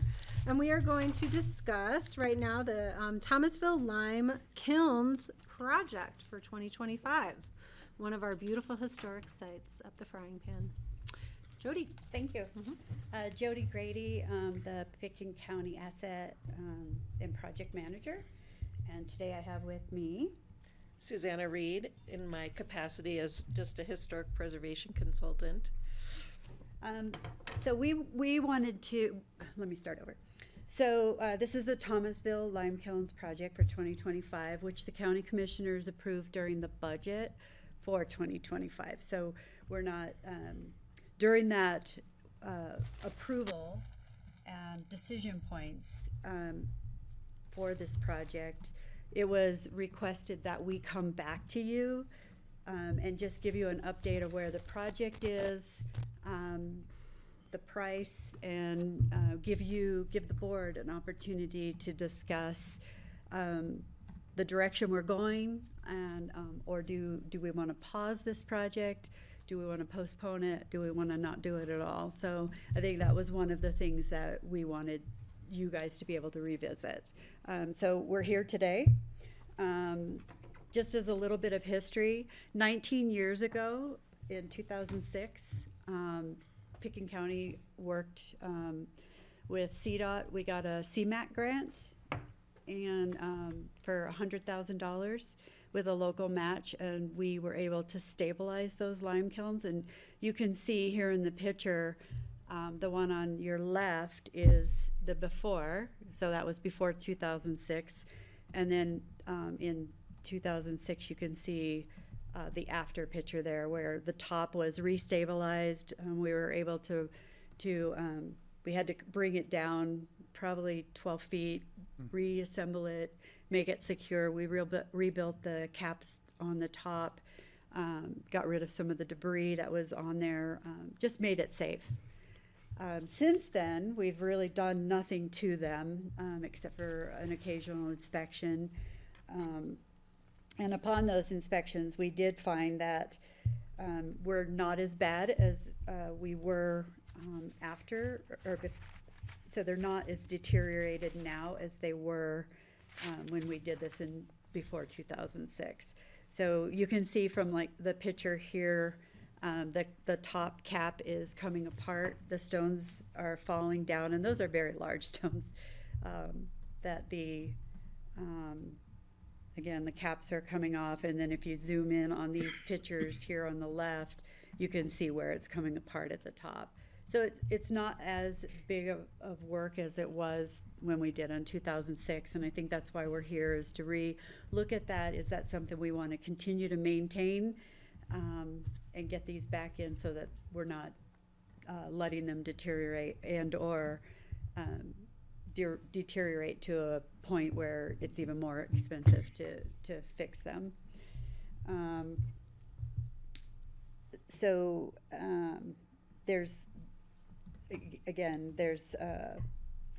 It's unsafe right now with anybody standing underneath that because of these stones that are there. And then we also have on the top a lot of vegetation that is growing in there, which is pushing the grout and mortar out even further. And then birds are nesting, animals are nesting. We're not exactly sure what's inside the cone there, but we could see a lot of debris coming out from nesting.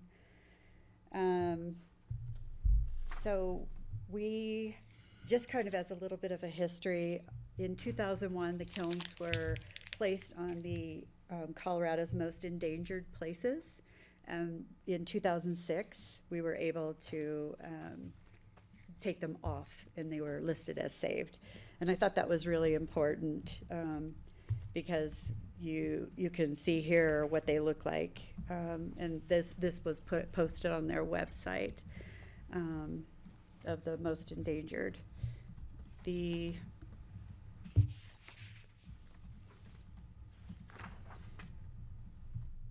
think just talking a little bit about the significance of the kilns is just that they were the early example in the industry in the frying pan.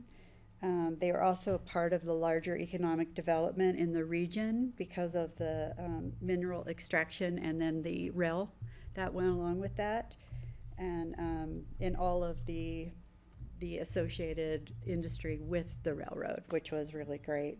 There was a third kiln there, and it was destroyed in the early part of the 20th century. These are and I mentioned the significance. So there were 3 kilns left, lime kilns left in the state of Colorado. The Rose kiln was destroyed by an avalanche in 2019, and the Cambria lime kiln was restored in 2009, and it is in a much more degraded current existing condition than what ours are. Ours really are the most intact and significant for lime kilns left in Colorado. What I did do some research and found that there's only a handful of lime kilns left in the United States, and a lot of the ones that are listed on the internet, which were really interesting, are just trailheads. There's nothing there. There's no structures left. And again, when I looked at some of those, ours are in really wonderful condition because of the board. And again, just kind of the importance of the local industry past, and as an example of the process that's been in existence since Roman times, which is really cool.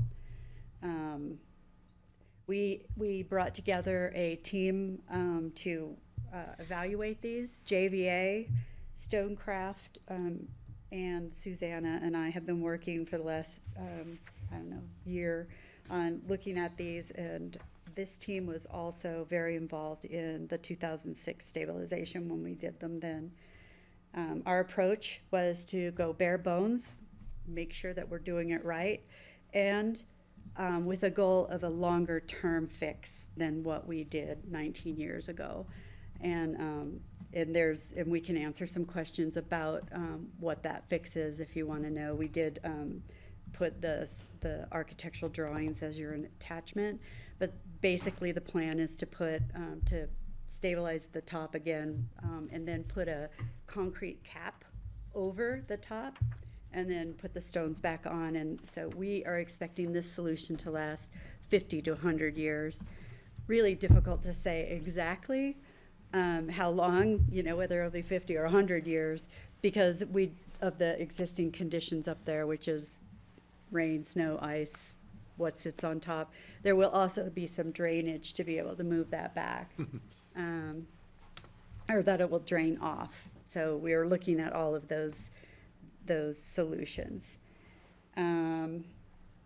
With that, we will have to do annual site inspections, but the reapplication of some waterproofing on top would be every 5 to 10 years with minimal cost, and then minor repointing every 10 years or so, which would be better than doing these really big projects in, every 20 years. So that was our goal, to look for that.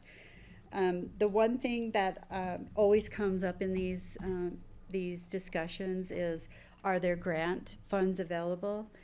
We found out that the kilns are not on the national, local, or state historic preservation list.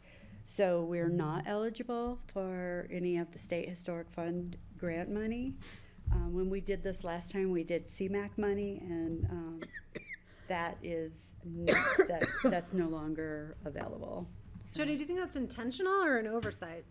Oversight for sure.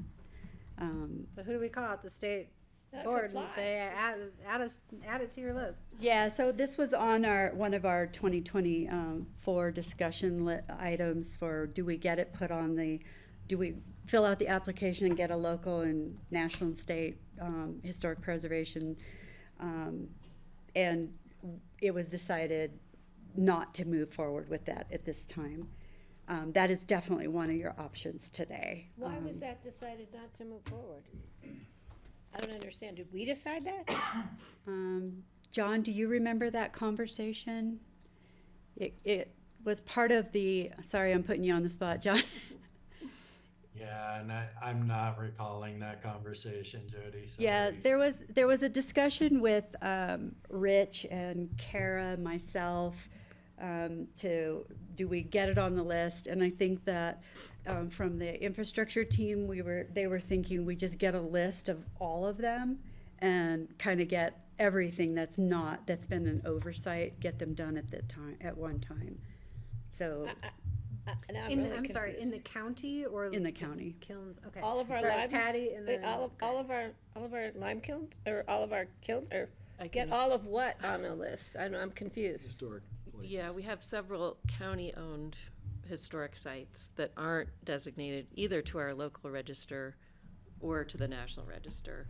The two that come to mind are this one and the Coke Ovens and Right, Redstone. but aren't they all, well, yeah. So but they don't show up on our local register, which means we don't have access to state historic funds we need to without do that that. listing.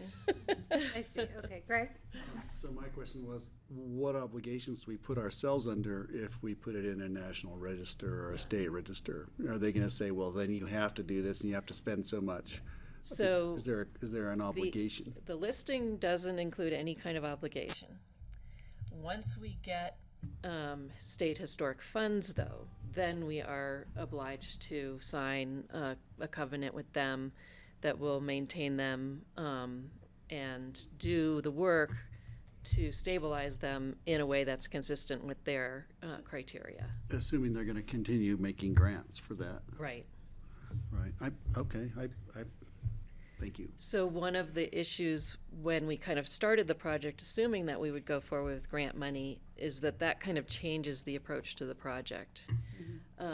When we realized that we weren't going to be eligible, the solution that we've designed may or may not live up to the state standards for how to solve this problem. So if we decided to back up and get the listing, we can just do the local designation, even though they have been determined to be eligible for the National Register. If we did the local designation and applied for a grant to do the work, that may involve relooking at the work that we've done for this stabilization solution, just so you're aware of that. Okay. Patty? Yeah, so we'd be asked, where would the $400,000 come from? So we have already budgeted $365,000 for this Out project. of general fund? Yes, and it's already been approved. And so with our solution today, we're estimating an additional $35,000 to complete this project as designed. That brings us to 370. No, it's 3 something plus 35 is 360. 400. Almost, yeah. We've already Didn't add up on, budgeted it didn't add for, up for me. yeah. I don't know, I'm having a hard time when we could be getting grant money. And they should be on a list. I mean, they're historic, they're amazing. Can I Yeah. Can I clarify something I thought I heard, though? I thought I heard you say that lime kilns don't qualify for the money. They would qualify for the money if they were If they were on the designated list. Okay, either so- locally or okay. nationally. I was They're just hearing not. that differently. Yeah. I was like, so the State Historic Society is not funding rehab of any lime kilns. These are not at this point Yeah. because we They're did not on the apply list. for it at Got one it. point, and it was never followed through. So we have been accepted, we just need to go through the process and get it done. I see. Okay, Yeah. Greg. I'm just thinking, I realize I don't have any attachment to these. And I wonder how many people in the community actually do. It's kind of cool that they're there, but it's also wouldn't bother me if they just slowly disintegrated and vanished over time. It's not the most important thing to me, and that I'm trying to be a little bit provocative here. You are. But because, You're succeeding but in honestly, that. I'm really not concerned. I'm not convinced of the actual value. We've lost so many historic things, and people don't seem to mind. Are these so important? Were these so important part of our development and our culture in our community that they have to be made sacred in this way. It's an expensive undertaking, and so as I'm wrestling with that, because I'm sure I'd love to go up there and I think wander. you should glance Patty's face. I should go up there and look around and check them out and see if there's something that is important to me about them. But so what that tells me is that I'd kind of be inclined to punt on this for a couple more years and try to get them into a registry. So if people who think they're more important than I do could help us pay for it. You should have started out with that statement. Thank you. Thank Now you you know how I Greg. think. Backwards. We'll go to Francie, and then Rich, I saw you sort of come on and off the camera, so I just want to check in if you wanted to chime in. Who's coming on and off? Rich. Oh, Rich. So, He didn't but want you go- to see. Rich can go to go Rich. first. He Okay. didn't want you to see his And face you know, Rich, either. if you would rather not, that's okay too, but you're welcome. Join us if you'd like to contribute anything. Yeah, I can whenever, after Francie goes, if you'd like, but She I'm just trying said to you recall can as go well. ahead. And I You can go give ahead, some- Rich. Okay, what I recall, thanks. What I recall, Jody, is that we were approached about an opportunity to get the grant initially to do this, and the grant they offered for getting this on the register was very little. And the fact that they weren't funding these, we decided at the time, given workload, that it wasn't worth pursuing at the time, because it was gonna, and I think I heard it mentioned that once you're on the register, you've got to follow all of their criteria to get these things restored, which would have been much more expensive than doing what we were trying to do, because these repairs we did without being on the register. So I think there was just a resource decision that was made, and the stipulations with the grants at the time. Yeah, and I think that grant that you're thinking about was the courthouse, because it is on the registry. So, because we have 3 different historic. And I can Yeah. clarify a little. Okay, go ahead. We originally had applied for a planning grant, Correct. Right. and we were eligible for the planning grant to do this work, to get to this point. They came back and basically gave us half, or not even. $5,000. Yeah, of the money that we had applied for the planning grant. So that was a totally separate grant situation. The construction grant would be up to $250,000 if we were awarded the full amount for the State Historic Fund grant to actually do the bricks and mortar work. The I think there were stipulations around that planning grant that led yeah, us to hold off on getting it listed on the register. Yeah. but the listing, the planning grant and the listing are two completely separate Yeah. tracks. So my question then is, if you get on the list, but you don't take any money, you don't have to follow their rules. You could be on the list, and it's only when you get a grant with money that you have to follow their rules. That's correct. And if we could get a grant for 250, that's almost half Correct. of what we would be taking out of our general fund. So why are we not going in that direction? Is my question. Go ahead, Francie. Well, Suzanne won't be surprised to hear me sort of agree with Greg. Actually, I find places like that, when they're tumbling over and returning to the earth, really beautiful. In fact, a little more beautiful than when they're reconstructed and made to look like they're modern. So I don't know. I'm torn on this. I think it's a lot of money, and nobody goes there and sees them. And so I don't know. It's hard to allocate that much money. If we got $250,000, can we just say go try and get the $250,000 and come back to us? We don't have to approve the allocation right now, right? So I think that might be where I would go, and but I kind of agree with you. I mean, I think falling over ruins are beautiful, Well, and the Look like trees ruins. grow up. And I know you hate this, Suzanne. I'm sorry. I'm going to give you a very So do I, practical by the way. little piece of information related to that, which is it's not just letting them deteriorate, because then they become a public hazard. Right. And so there would be money involved in deconstruction to a point where they aren't hazardous anymore. And that would also be an expenditure for actually saving nothing in the long run. How tall are they? They're Someone's gonna 20 ask me feet that. high. Yeah. Why can't we just close them off to the public? We could put fencing fence around them. I mean, again, there's an expenditure to that, but we could, fence them off and make them inaccessible because people can walk all the way around. I did take the wood planks off the back so people couldn't climb on them. We've talked about closing off the openings because there's opening on each side and then in the front. We could close those off just so people don't it's our property. But Seems like we should could do that now absolutely if do rocks that. are falling off of it. Yeah. Yeah. I just, Yeah, that. Well, I've been to Central America and seen lots and lots of ruins Sure. that are not reconstructed. and they don't care And about they public are safety either. so- beautiful, and things grow up through them, and they're incredible. And But we should have done that with the courthouse instead of the millions we spent on it. Greg. Or Now, the so one Emma store, sorry. one of the things is that if they were important enough to say the historical society wanted them to relocate them to their grounds or something, they'd actually be something that the public would see.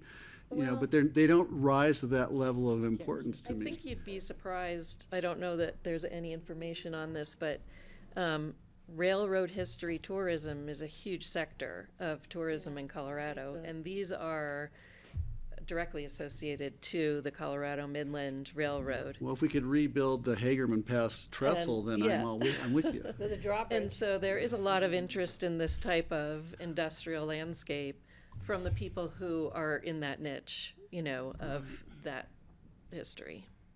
And I would just say too that the last time I was up at the Thomasville caucus meeting and gave them an update that we were looking at that the project, they were very excited about it. And on many, many occasions, the community has asked if there was any way that I could get the county to save in Cellar Meadows, the coke oven or the kilns that are in there, but they're already gone. Interesting. Well, That's good to hear because Yeah. I honestly have not ever heard anything. A quick parable.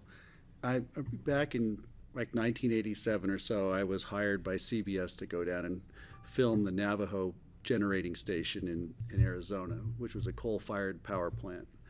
It was right at the beginning where the awareness of climate change and carbon emissions was coming out. We did a feature story for CBS, and it kind of blew up a lot of public info about climate change, and it was a significant place. They shut it down eventually, and then they blew it up a couple of years ago and toppled the thing. It all came crashing down. And I keep thinking, well, that was a significant site. Well, why wouldn't they just leave those towers up as a monument to climate change, or to remind us of our dirty history with coal? But no, they blew them up and got rid of them and took them out and put a solar farm in. I'm not suggesting we do that here, but I'm not sure. I'm torn about it. I love railroad history. I love historical stuff. But I guess I just haven't heard from anybody but you about the value of these things. And I know we're going to put $400,000 in, and then in another 15 years we're going to have to do it again. Well, let me give you a little bit of overview of where we got to this scheme. The last time we did this stabilization, basically we took down the top 12 or 15 feet and rebuilt it in the same manner that it was built before. So the new scheme actually will take basically the center part of the top down and pour a concrete slab in there, and then anchor the edge stones to that concrete slab. So from below, they'll still look exactly the way they do now, but they'll actually be an impervious surface on the top that will will drain the water off. So it's a much more active measure this time than we did back in '06. And hopefully that along with using some stronger mortar materials and some sealants and some other things that are also out of view, will create a condition where the water can shed off instead of percolating down through the stone structure the way it does now. So that's kind of how we got to this point, was to say, well, we don't want to do this again in 15 years. We want to spend some money that will actually be a long-term preservation For solution. maybe 50 or 80 years or something, I have a but question. gravity will win. Do you think that design complies with the historic requirements? I think it could go either way. We certainly would have the opportunity to work with the state before we apply for the grant to find out whether this would be an acceptable design from their point of view. Because it's an industrial site, there may be, a little bit more leeway in terms of how we treat the buildings or the structures. So that's certainly a step we could go through. I think all we need is the local designation. We don't need to go through the whole National Register process, which would be a lot simpler and faster, because National Register would probably take a year at this point. And so we could, by next year at this time, be in a position to be able to apply for a grant for that $250,000 for the project. Will they apply it retroactively? No. Okay. Do you guys have more presentation? No. We sort of interrupted you. Okay. Not at all. Okay, You know, great. just- Let's keep talking. Patty? Yeah, I'm a firm believer that once you destroy history, it's really hard to bring it back. And this is a part of history. It might not be a part of history that you see every day or that you pay attention to when you drive by. I do. People do. They camp up there. There's a lot of activity that goes up the frying pan, especially in the summer when you can really see them. And it's part of our history in our valley. And just because they might not be as glorious as our beautiful courthouse or as glorious as, the old schoolhouse in Emma or the market, the building across the street. All of those things. The coke ovens in Redstone. They all have their own special history. I would like to see us apply for the grant, and then see where they would go with the plan we have before us, and see if it's acceptable, and then see if we can get the $250,000. We could get $100,000 and say, we don't have to take it once we get it. Right. So I think it's something we should pursue before we just say let them fall down, because you can't bring history back. Tell that to the people in Altadena, California, that their history just burned down.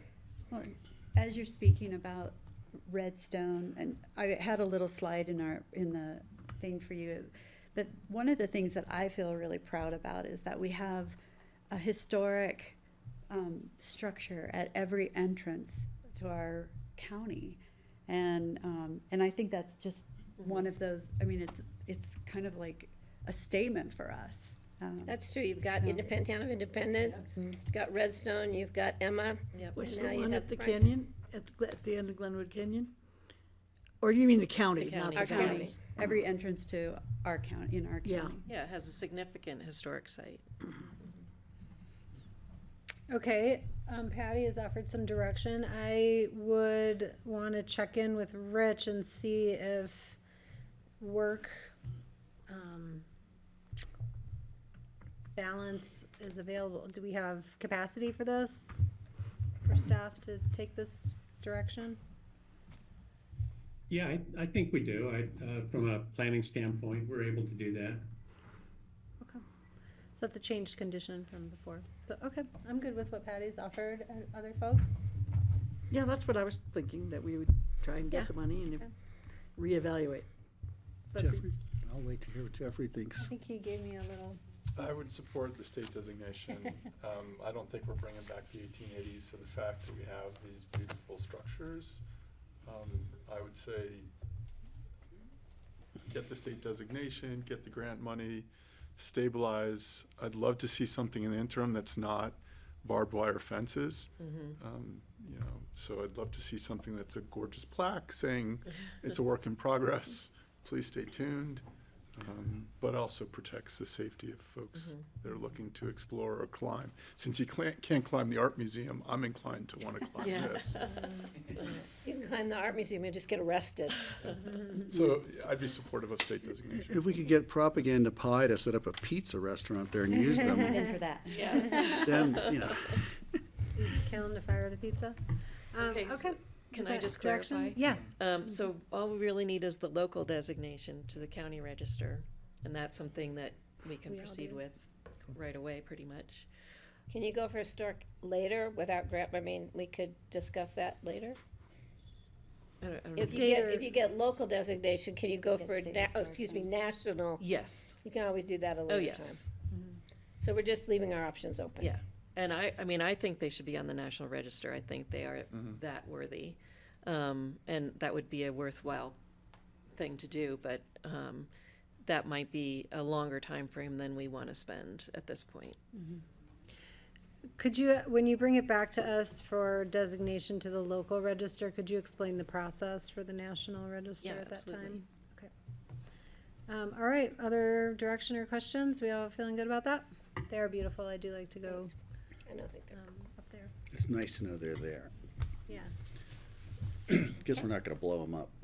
So we'll go through this process, we'll go through a grant process. I don't know, it's And we'll come back to you. Bragg Grant, you never know up there. Because we might miss, a window for construction, so it's Sure. probably not gonna happen till 2026 or whenever the budget is available. Okay, Perfect, great, thank you. Gravity will win in the end. they will. Well, and they're only a few feet from the road, so, we'll wanna make sure we're protecting that roadway too. So, very Okay. good. Thank All you. right, thank you. Thanks. Thank you, ladies. Appreciate the update. Suzanne, I do appreciate your work. I just want you to know that. We'll get together. Suzanne, we'll get together. You're not a very nostalgic Francie, person, nobody asked Francie. for TDRs for them. Yay. Okay. We are waiting for our next folks to join us from the sheriff's office. So let's see if there's any open discussion. John, do you have any open discussion that we can discuss for None. 5 minutes? None from staff today, so I'm hoping you all have something. Oh, okay. I'll text Michael and make sure they know we're. Okay. Well, I'll go to the board and see. Greg has his hand up. Go ahead. It's a sensitive issue, but I think I would like to just poll this board to find out if we could write a letter regarding West Springs Hospital and what appears to be mission creep as proposed by their new executive director. It sounds like it's away from being a psychiatric mental hospital facility to something else, and I'm very concerned about this, having been intimately involved in it. And I'd love to propose that we have a stand and we make sure they understand what it is. So could we have staff bring us back more information, because we don't really Yeah, we need actually more know what's going information, yeah. on. Yeah, and then make that Yeah, I decision. mean, I would love to just get an update on the use of that facility, because I can't, there's so much demand. I mean, Right, children's it's behavioral health in Colorado is like the last in the state, in the country, we really need facilities that can Yeah, serve our kids exactly. in We need the crisis. bigger picture, but Yeah. I think Greg's right. Then we can And decide what kind of put letter we should I don't know write. if we've put money into it in the last year or two. I don't know if they've come to us for grants recently, but we've supported them to a huge extent in the past. And our community has to an even huger extent. So I do think we have an interest in what they're doing with it. I think, did we give money to the Mine Springs new facility on South Grand and Glenwood? Trying to remember, Patty, if we gave. I can't remember, but it's a different facility, but the same organization. Don't be stressing John's brain. He's. I noticed that was a tough Fever. one. His brain is in fever. Did you see I was talking slowly? We're helping him break his fever. Look, he looks better He already. doesn't have a fever. I already checked. All right, does anyone have any other open discussion? Francie? Yeah, I just wanted to give you guys a report back from the CAST meeting, which, as always, was super fun to go to. It's fun to go with Levi. And the first whole part of it was about housing, and they used Pitkin County as part of their study. It was a study done by 3 people associated with CMC, and so there wasn't a whole lot new for us there because a lot of it was about Pitkin County. And I did mention when we were talking about how to deal with house size and stuff like that, that we had, in fact, put a limit on our house size. And of course, when I said what the limit was, a bunch of people laughed. You told them what it used to be? They don't even have schools that size in their county. But, and then there was a really interesting presentation I can wait until if you want to have these guys go next. I did have one other open discussion thing that I could do quickly when you're done. Or should I just finish? Just finish. Okay, We're 2 so minutes the early. geothermal thing was put on, one of the presenters was Matt, who's working with GR out at the airport in our geothermal study out there, and he also has worked with Carbondale on theirs. And they showed us some slides of the Colorado Mesa University geothermal project. I don't know if you know about that, but all of the buildings at Colorado Mesa, the name there changes every couple of years. Colorado Mesa University, all of those buildings are heated and cooled by geothermal. And they don't call it geothermal anymore. Now they call it TENS, which stands for Thermal Energy Networks, because they're not reaching down into a source of geothermal heat like Pagosa Springs or Iceland or, those kind of places. They're actually just going down to where the temperature is 55. So it's not really deep drilling. It's fairly deep. It's 400 to 500 feet, but, and then they bring that up and use it for heating and cooling. 4 to with heat pumps. 500 feet? Yeah, 400 to 500 feet deep. It was super interesting, and Carbondale is proceeding with it at a pretty good pace. And then Vail talked about how they're looking at doing it because Vail has more snow melt in their sidewalks than anywhere else, basically in the world. They have a total, I believe it was, see if I can find it, 12 acres. If they put all their sidewalks together, it'd be 12 acres of snow melt. And it's their largest use of electricity. It's 440 kilowatt. They have a 440 kilowatt electric boiler to deal with the snow melt. It's an electric resistance boiler. It's really interesting.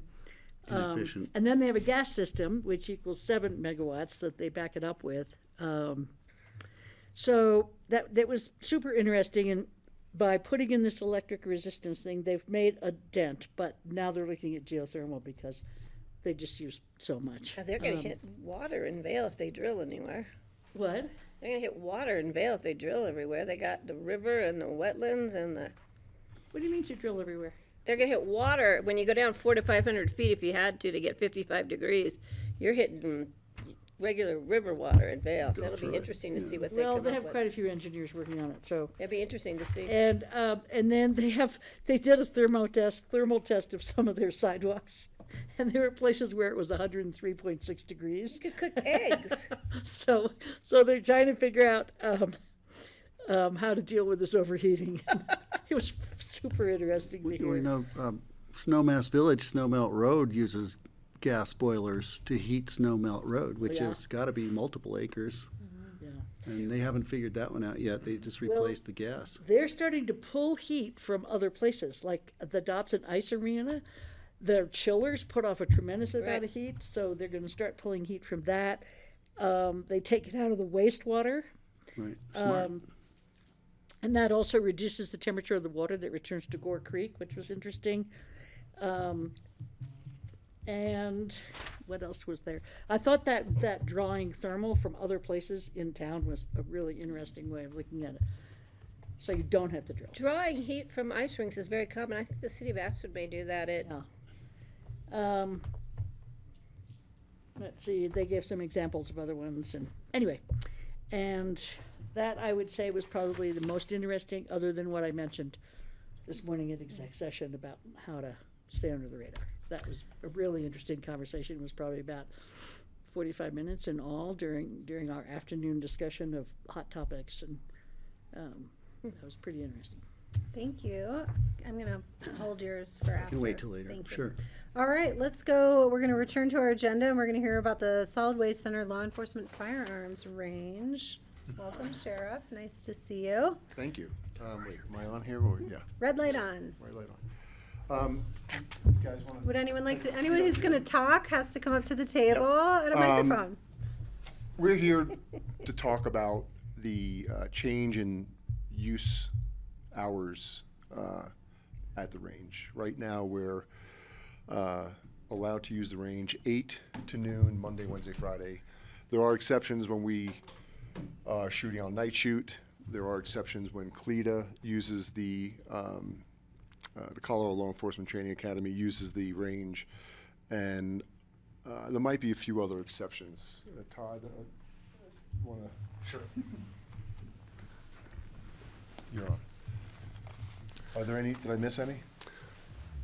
Yeah, there are a few other transition classes that Can you give us your full name and which police department you're with, please? Yes, I sure will. Thank you. I'm Todd Haller with the Snowmass Village Police Department. And could you also tell them that your position with RFR? Absolutely. I have been the director of training for the 4 agencies, the RFR training program, since 2004. And so I've, at the good gracious of every sheriff that has been here, have operated underneath them on that facility. Well, thank you. Yeah, Appreciate absolutely. So I'm sorry, I think I was talking about transition courses that we've had to do based on some different technologies that have come about. And so we've had to extend hours to get those classes completed as well. So what we're looking for today is to start the process in extending the range hours 8 to 5 Monday through Friday. So it's easier to schedule law enforcement to go up there because we're kind of training in smaller time slots than we used to. So it'll make it easier to schedule Aspen, Basalt, Snowmass, and the Sheriff's Office to go up there and shoot. Years ago, when we were restricted to those hours, I would say probably none of our long guns or AR-15s were suppressed. Now they are all suppressed. There was a trend 30 years ago to go to a larger caliber handgun. Those guns were louder than 9mm. That trend has gone back down to 9mm. I can let Todd talk about the technical stuff of that behind that. It will, again, it won't be open, it's never been open to the general public, but it's restricted. You can't go up there and sight in your hunting rifle. It's just law enforcement. Now, again, all the long guns are suppressed. I don't think we have any challenges there with any agency. No, zero. And we'll change the rules it will post the new rules at the range with the new hours and what's allowed and what's not allowed. Okay, I see Suzanne has joined the table. Did you have anything else for us to think about? And then I'll see if there's questions. I just have a little background on where the restriction came from. Like once upon a time, when the landfill was zoned public, they had to go through a land use review process to create a master plan for the property. That is my understanding of where the restriction landed at the time in terms of the days and hours. Since then, in the world where state statute has changed, that process we went through is no longer the process we would go through for a county-owned property. I think some of you would be familiar with when the landfill did their, what's their more recent, like, big facility they built, which I should know the name of, but I can't remember. The maintenance shop over on the far side, that one? Yeah, that's, that went through location and extent. So again, I think it's differentiating between the process we would have done, I think back in 2004, whenever it was a master plan reviewed under the land use code. Now, basically, that statute says they're not subject to zoning as we deal with it under the land use code. There's location and extent, and the way I look at it is the landfill as a property owned by the county is under the purview of the BoCC. So the conversations I've had with Alex and Michael was that it's not an amendment to that old master plan that really doesn't have sort of authority anymore, but it did establish at a point in time kind of what the restrictions were that the public understood in terms of use. So that's why I was like, it's really a conversation with you all about those restrictions and what it looks like going forward, as opposed to coming through any sort of process with ComDev. Okay. So that's why I got to sit here. So what is like the mechanism that we approve these types of things under? Just our direction and review?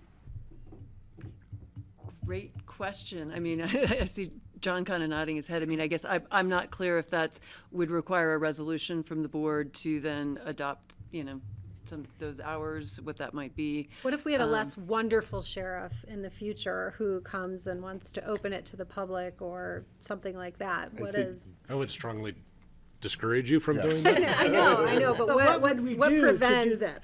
the sheriff from implementing rules that the board may Wait, not John's trying to. wish? Go ahead, John. Oh, sorry, Kelly. I thought you were done asking the question. The board sets the hours and use of county facilities. And so you can provide direction. I think I'd need to have Jeanette look to see if there's a resolution that established these hours. Suzanne, you may know that off the top of your head. If so, we will need to bring a resolution back. If not, we can take it as administrative direction right now. But that is always in the board's control. Okay, thank you very much. Sorry, I don't know. I think it was. I'm just gonna go this way, Francie, and then over to Patty. Go ahead.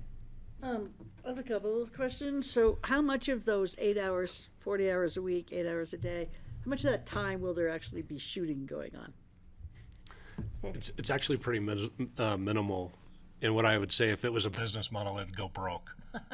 Okay, that's the best way I can describe it, because the range use is not like, say, the range in Basalt. It's not open to the public. It's actually pretty minimal. We train 4 times a year currently, and so that's kind of 4 times in a month, 4 times a year. So 16 days out of 365, pretty small. In the grand scheme of things. He's raising his hand. Yeah, Oh, sure. I just want to add, that for law enforcement who want to go up there on their own to shoot, they'll still be within that 8 to 12. Oh, so it's Monday, not Wednesday, just the Friday. training, Correct. they can also go up and, Right, if I want to go Well- shoot, go ahead. Yeah, so, and I've had this discussion as far as individuals, officers wanting to go up there and practice their skills on their own. Still minimizing those times. And the reason for that is partly because of liability that the county incurs with that at the same time. But that is just another direction that, we're not trying to increase its overall usage. We're just trying to make sure that we can use it in a better fashion, mostly because every agency is trying to figure out how to get people to training and still work their shifts. And we have people that work overnight, and it's very difficult for them to train during the day, and that's when most of the training occurs. So we're trying to facilitate a whole bunch of different uses, if you will, to provide the scheduled trainings. I have a couple more questions. Yeah, I'm gonna go this way. So Francie, keep going, and then we'll go to Jeffrey. I couldn't tell from the picture where it is. Where is it? I invite you all to come up and see the range. John, I spoke to John this week or last week about coming up there, because there's some other things that we'd like to talk about doing at the range as well. Where is it? When the scales are, you're veering right to the scales, you hang a left. Okay, And you follow that road down to the range. okay. You're not And I allowed to thought go I there, read that- Francie. It's locked. Yeah, I have no desire to go there. Guns are not my thing. So I thought I read that Carbondale was also, In that original resolution, yes, they were. They no longer train with us. oh, okay, thank you. Jeffrey. The original resolution talked about an indoor training facility. That was a pie in the sky back in 2004. It came up in discussion. So then, I can give you a lot of pros and cons about that. it's not a current wish, it sounds like. Please, no. Okay, so then the follow-up question is, any further berming or anything else we should be thinking about from a suppression standpoint in a proactive way to protect neighboring communities, given the expanded hours? So sort of a land use question. And the second part of that, they're related, is given the construction at the landfill or about to, are you fine with where you're currently situated, or are you going to move as part of this updated solid I'll waste let- center? So two-part question, sorry. I appreciate that. I'm going to focus on the first one. Please. And say, yes, we could do some more berm improvements to help with, say, sound mitigation. But I would tell you that the technology that we put on the end of the rifles particularly is probably the biggest part that we could have done to begin with. The overall safety of the range,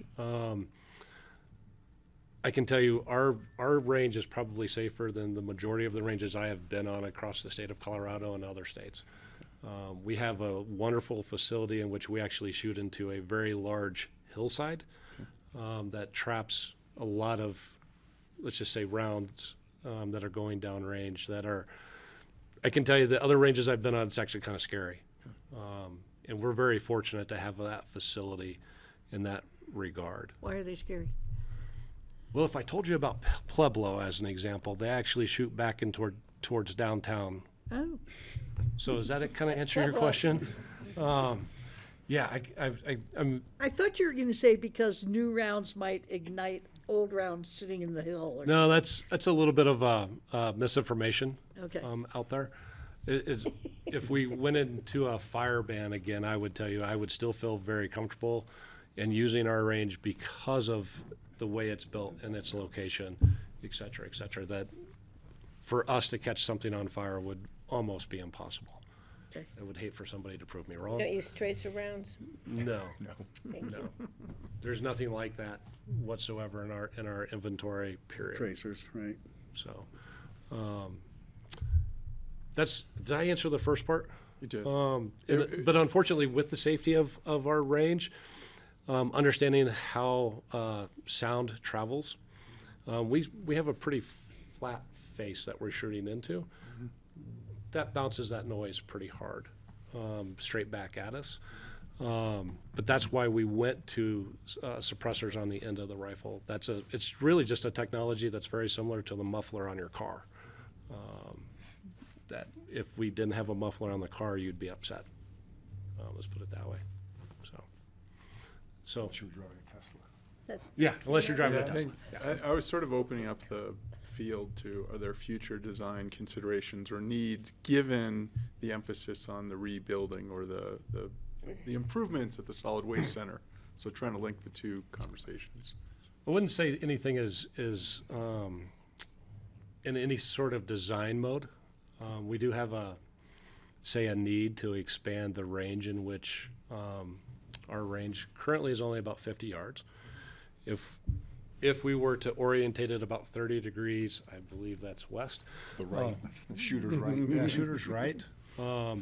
It does two things for us, actually. It does give us a little bit of distance that we're looking for, but it also takes that wall and now puts it on a slope, which will greatly help with sound mitigation at the same time. For everyone, not just the people at the range. Can I add to that real quick? Hold on, we're going around the horn because I know Greg's waiting, but are you finished? Yeah, my last sort of thought, and do you need that extended range then to meet state requirements for your certification? Or is it sufficient with what? It's really more of our environment versus what the state guidelines are. We're just in a more rural area. Okay. That's it. Thank you. Yeah, you're welcome. Greg? You mentioned, that officers can go out and shoot on their own volition at any time, I guess. Do they log in somewhere so you know they're out there? We know they're on site shooting. They don't just show up whenever they feel like it. Tell me that. Again, between 8 and 4, Monday, Wednesday, but Friday. do they call dispatch and say? Currently, no. Okay, I think that might be a good idea. I don't know. Well, Todd and I have been discussing maybe a camera system up there. So you know they're there. A check-in The with landfill people know they're there. Yeah. That was the first question, because that just makes sense to me. The second one was, can we figure out how the sound from this could help us with our bear situation up there, or our elk situation where they're sleeping? Amplify it rather than spread it. Exactly. Focus it on the. Or but shoot then also, them. I don't know what are he we was going to be talking about. desensitizing the bears to gunfire, which may not be a good thing? That was the second one, and then finally the last one is just a little anecdote. When I was a kid, the shooting range was out at the ABC, right about where John McBride's office is, shooting into Deer Hill. Were you here? Did you remember that? But that's how close to town it was back then, and everyone would go out and sight in hunting rifles out there, shooting right into Deer Hill. So I think it's great. I appreciate what they're doing. I support what they're up to. Thank you. Great, thanks. With my questions. Patty? Okay. Notifying neighbors. I'm surprised you didn't bring that up, Greg. Do we going to notify the neighbors just that we are in this process? Because we're going to hear after the fact, if they hear we've expanded the hours, Aspen Village and Woody Creek. Those are the ones we heard from in 2003, 2004. I reached out to one person in particular, a former Good deputy, idea. who Think of who who that is. was, she said, I have your back. Go for this. Were We they should concerned about still- air quality? Right. We didn't get into that discussion. Patty has the floor. Oh, sorry. That was pretty good. We should still probably just send them something and just let them know that we are doing this. And the safety reasons behind it, especially what's going on in this world, that this is what we need to do for training and just practice for our, we want people to be equipped with what they need to go out and protect our community. I think that they need to hear that, and that the impacts, it's not like you're gonna be out there from 8 to 5 days a week. That's what they're gonna see, and that's what they're gonna think, so we need to clarify that in some kind of a well-written letter to the HOAs or whatever. So that's one thing. The other thing, Jeffrey, with your thing about the interfering with the proposed expansion of the landfill, the landfill expansion is all to the right. This one is definitely to the left. So they two shall not meet in the middle. I would like to just bring up, Todd has secured 2 40-foot connexes. Yes. Right now, and this is why I'd love for you to come out there. Right now, we don't even use the 2 buildings that are out there anymore because they're rat infested and a fire trap. What we'd like to do is, at one point, let the fire department train with them, maybe, and take these 2 Connex, 40-foot Connexes that Todd secured through a grant and place them up there in a way that they would work best for us, and not just use them for classroom training at the range for shooting, but we could put a driver simulator in there. We can do a lot of things with this. They'll be conditioned, right? We won't be freezing in the winter. Currently, when we're there, there's no source of heat when we shoot out there. Even on a warm autumn night, it gets a little chilly. But certainly in the depths of winter, except when it's 60 degrees like today, it gets cold up there for 3, 4, 5 hours. So that these 2 Connex boxes would be a place, we'd make into one big room. What did you call What's a them? Connex box? I'm sorry. Shipping container. Shipping container. Shipping Thank you. container. Oh, sorry. And we already have someone lined up to put them together so it becomes one big classroom. There's power up there. Insulated. Net Insulated. zero, of course. Heated. We don't know if we need air conditioning, but usually you get air conditioning when you have a heater. So that would be happening up there as well. So do you guys need to collaborate with ComDev on that at all, and whatever the budget implications are for those things? I'd Probably check with legal. permitting, I mean, Yeah. on the, a Yeah, structure, it's connecting to power, whatever. Right, exactly. Because there's already an electrical box up there. We'd have to get at least the permit for that to relocate that. Yes. I'd encourage you to apply for a core grant to put heat pumps in it and make it energy efficient. I'd suggest you just build it and don't tell anybody. Too late for that. Patty. I don't know if I want to drill it down. I did have one other question, The just land. wondering, it's been there for years, I guess it's not an issue, but are there ever any issues with the flight path? No. It is There are better actually, shots than that, Greg. it Well- seems like we're right in the flight path, but it is definitely off to our left Just off the Okay. quite a bit. Okay, great. Just You have to kind of hunker No, down. never been a problem from the control tower or. Okay, yes, that's not something you'd have a concern from FAA or somebody. Question though. Not that the FAA would be paying attention nowadays. Well, if I told you about the one in Greeley, you'd be like, yeah, we're safe. Because it's at the end of the runway and that one scares me. Aimed at aimed at the tower, right. Got it, thank you. Okay, other, I just would say check with Rye as to what process we need to, if it needs to come back to us and how, and just make sure we notify the neighbors, and I think, and I think John has already said he'll communicate with Jeanette on figuring out that great. process. I think everyone looks Perfect. good on this. Thank you for bringing it to Thanks. us. Thank you. Thanks, Nice Todd. to meet you. Thank you for So your you time. grew up Thanks for here? coming in. No, I've just been here a while. Really?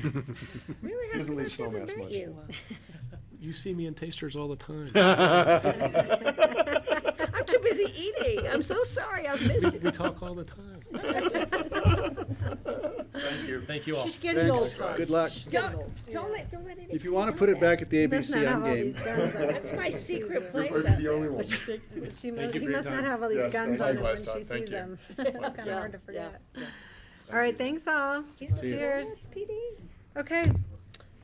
We can go back to wrapping up board open discussion, and that is our last item of the day. So Greg, you had an I did have something, and additional- I'll be quick. Tomorrow at noon, there is it's at 1 p.m. regarding Senate Bill 24, 2012 on clean energy siting. There's a listening session that's being conducted by the Colorado Energy Office and the Department of Natural Resources, CPW, and others, which really it's about the implications for communities if we're going to try to cite clean energy in Colorado communities. It's a way of, they don't want to be called ombudsman, but they're trying to create a system that will allow counties to go through the labyrinth of working, permitting, and understanding the ramifications of citing clean energy, because that's one of the big pushes that Colorado is going. And I've got the web address. Anybody would be welcome to join that. Anybody affiliated with the county, for instance, if you're interested. And I did listen into it yesterday. Tomorrow's the last listening session they're doing, and they're going to come up with a set of recommendations probably by April that we'll hear more about. But this would be an opportunity to listen in on what the state and the energy office are thinking about clean energy siting. So I'll share that if you ask me to. Thanks. All right. Any other open I'll discussion? just do a really quick thing on Nancy, go ahead. CCI land use. Oh, Most of the positions, as you can imagine, our end of the table lost, as we always do. So we did have one on water rights efficiency for well permits, and that one everybody supported, which was great. There was one on being able to have local law enforcement enter municipal or county lands that are outside their jurisdiction. You know, we have little enclaves of land in places, and I guess Boulder has a lot of that too. So Boulder and Eagle, all of us, we voted yes on that, but it was opposed. And then the infrastructure, improving infrastructure to reduce homelessness, there was a long discussion on that. Wait, can we go back to that one about law enforcement? So if we have mutual aid, they're saying, no, you can't come into my jurisdiction for Yeah, mutual like aid? if we had, for instance, at Centennial, if we had an incident there, then because it's within Aspen, or I guess that one's not within Aspen. Let me think of another one. Centennial Apartments? Yeah, I was thinking of Centennial. That's in Aspen. Yes, it's in Aspen, but it's on our land, or is it on Aspen land? Anyway, if it's on land, if it's, no, Like you're Hunter right. It Creek, would be that, Longhouse. yes, it would be that. So it would say that we would be able to have the sheriff go in there, even though it might be the police department's jurisdiction. I don't know if that's true of Centennial, but they voted that down. No, you can't We do that. do that. I know, I was surprised. That's what happened at Willits the other night. And then, all of our law enforcement responds to everything. Yeah, yeah. So it doesn't apply to us, but it did apply to other jurisdictions. Improving infrastructure to reduce homelessness was voted down. Limitations on local, the 1093 on local anti-growth land use policies, kind of like 1255 from last year that we went down and testified on. And that is, we're going to monitor that. So What does it say? it says, I don't have it open right now, but basically it says that you can't have any policies in your area that restrict growth of any kind. You know, it's just like 1255 from last year, basically. It's 1093, HB 25-1093. Kelly's on it. I saw that look on her face. So we are going to monitor. And George was about to, from Clear Creek, was about to comment on it when he closed the discussion, but we're going to monitor it anyway. So there was a recognition that it was a infringement on local authority and local control. Well, yeah. Then there was water quality data. That was also supported. That was like improving the data that we maintain on water quality because we have local decisions about the data. So in other words, we would have our own data for Lincoln Creek, for instance, that we would be using for water quality standards. So it was just localizing that. That did pass. Limit turf, this was incredible. I thought for sure this was gonna pass. Limiting turf in new residential development functions, like, you know, the roadway things where they have all the grass, and then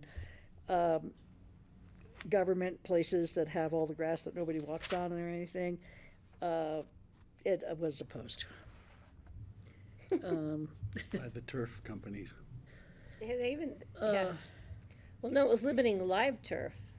Then there was a really long Big one turf. about regional building codes for factory-built structures, so like Gale's plant in Rifle, for modular buildings. And that was kind of interesting. So they were proposing, right now, there's like 366 different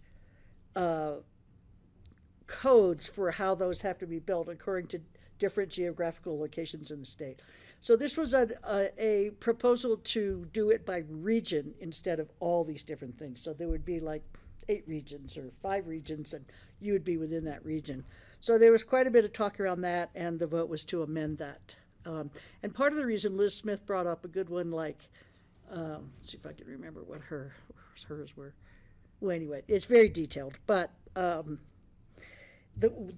problem for some of the commissioners was that if we take it all up to one level, like if we're in the same district with, say, Glenwood Springs, and we all have to be built to the same level, that if that's the highest level, that it increases the price and it makes it harder for the workforce to afford it. Right. But one lady spoke about her snow load. She was in San Miguel, and some of the people built it like 11,000 feet. So that snow load requirement in Aspen is basically 75 to 100 pounds per square inch you have to mitigate for. And those houses in San Miguel, it's 200 pounds per square inch.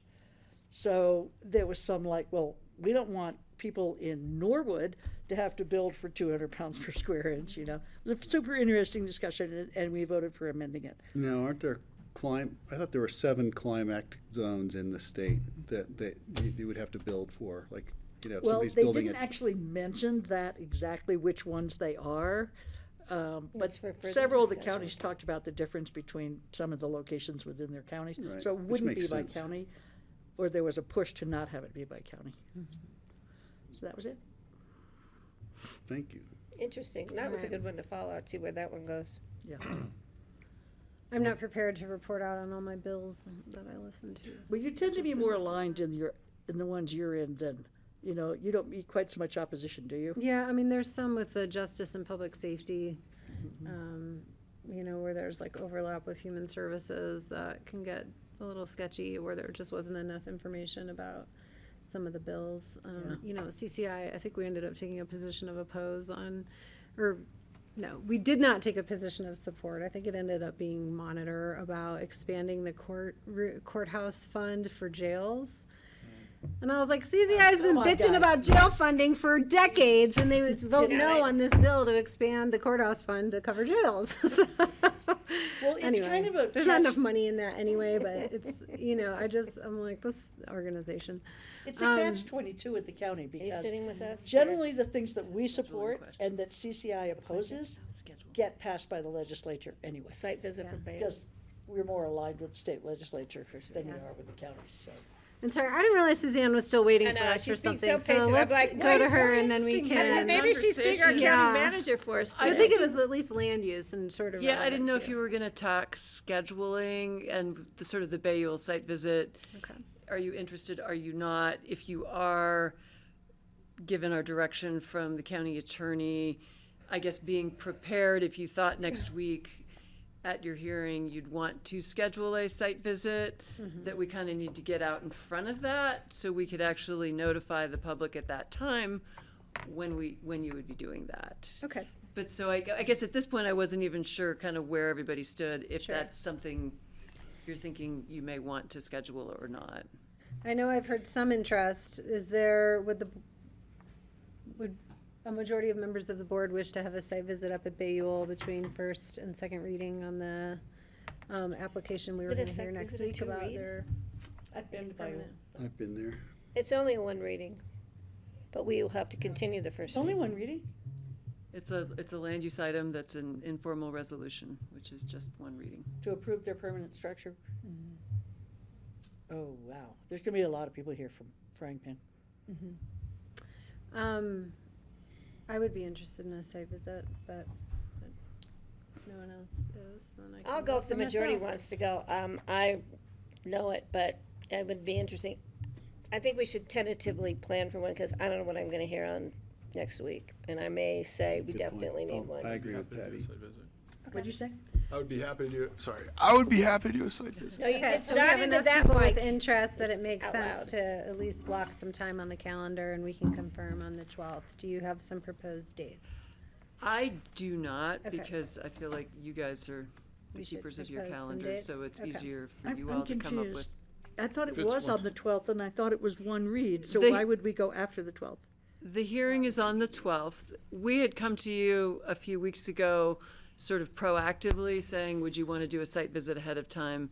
Rye at the time said, we shouldn't be doing that. If you want to do a site visit at your hearing, we should be prepared to schedule that so the public is notified as part of the hearing when you'd be going out on site. And then you would also be continuing the public hearing to Oh, I a see. continued So we regular meeting date. automatically continue it if we're gonna do a site visit after the hearing.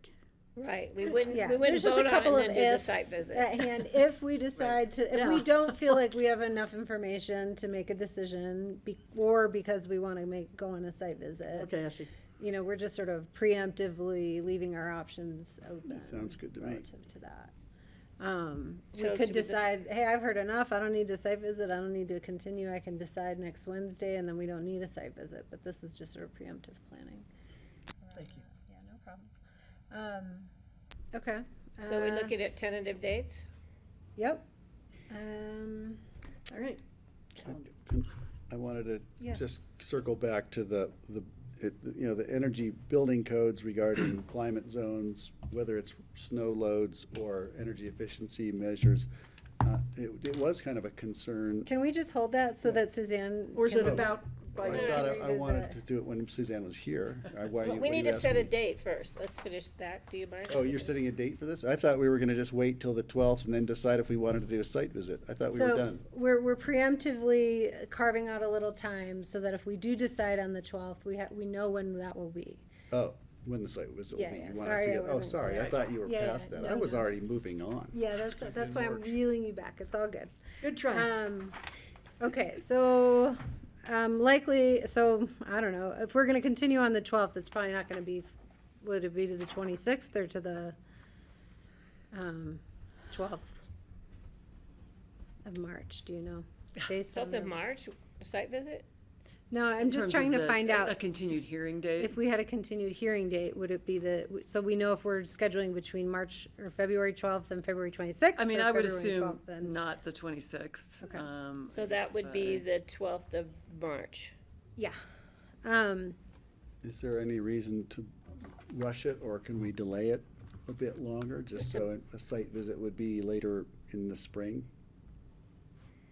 Or does this Well, have to I don't- happen sooner? I actually wouldn't recommend that, given the tenor of the people in the They Frying want to Pan. shut down now. Better You to- agree, Suzanne? I would just say, I think better to kind of keep I mean, they're Keep it using the going. site Okay. now, so we They're should, very het up you know. about it. moving. Okay, I find for me personally, Thursdays and Fridays tend to be well, Fridays are probably the best day. Mondays and Fridays work for me. Friday the 21st? Nope. The can't do that. 21st of Friday the February? 14th, Of what Valentine's month? Day? Valentine's Day. I can't do Valentine's Day. I have a Yeah, you have a prior birthday. How about engagement. the 28th? Really? Of February. 28th, I'm in Washington DC. For NACO. 7th of March. I could do the 7th. I can do the 28th of I'm in February. DC. In March. 7th, yeah. 7th of March. 7th of March? Jeffrey, do you have a conflict with your fire code? I'm good on 7th of March. All right, there's our tentative date if we decide we need it next Wednesday. And 28th was out because of NACO. Yep, Patty's traveling.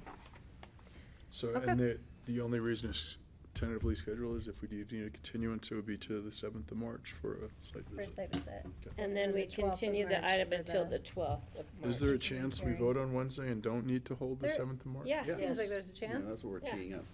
Yep. we're just doing it just in case. We're planning ahead, All right. so staff has some idea what we might do or not do. So you wanted to re-raise Just concerns regarding, about modular remember certification? years ago when, what's the company called over in Buena Vista? I don't know, you're the one who Fading went. West. Yeah, You Fading toured it, West. Didn't you?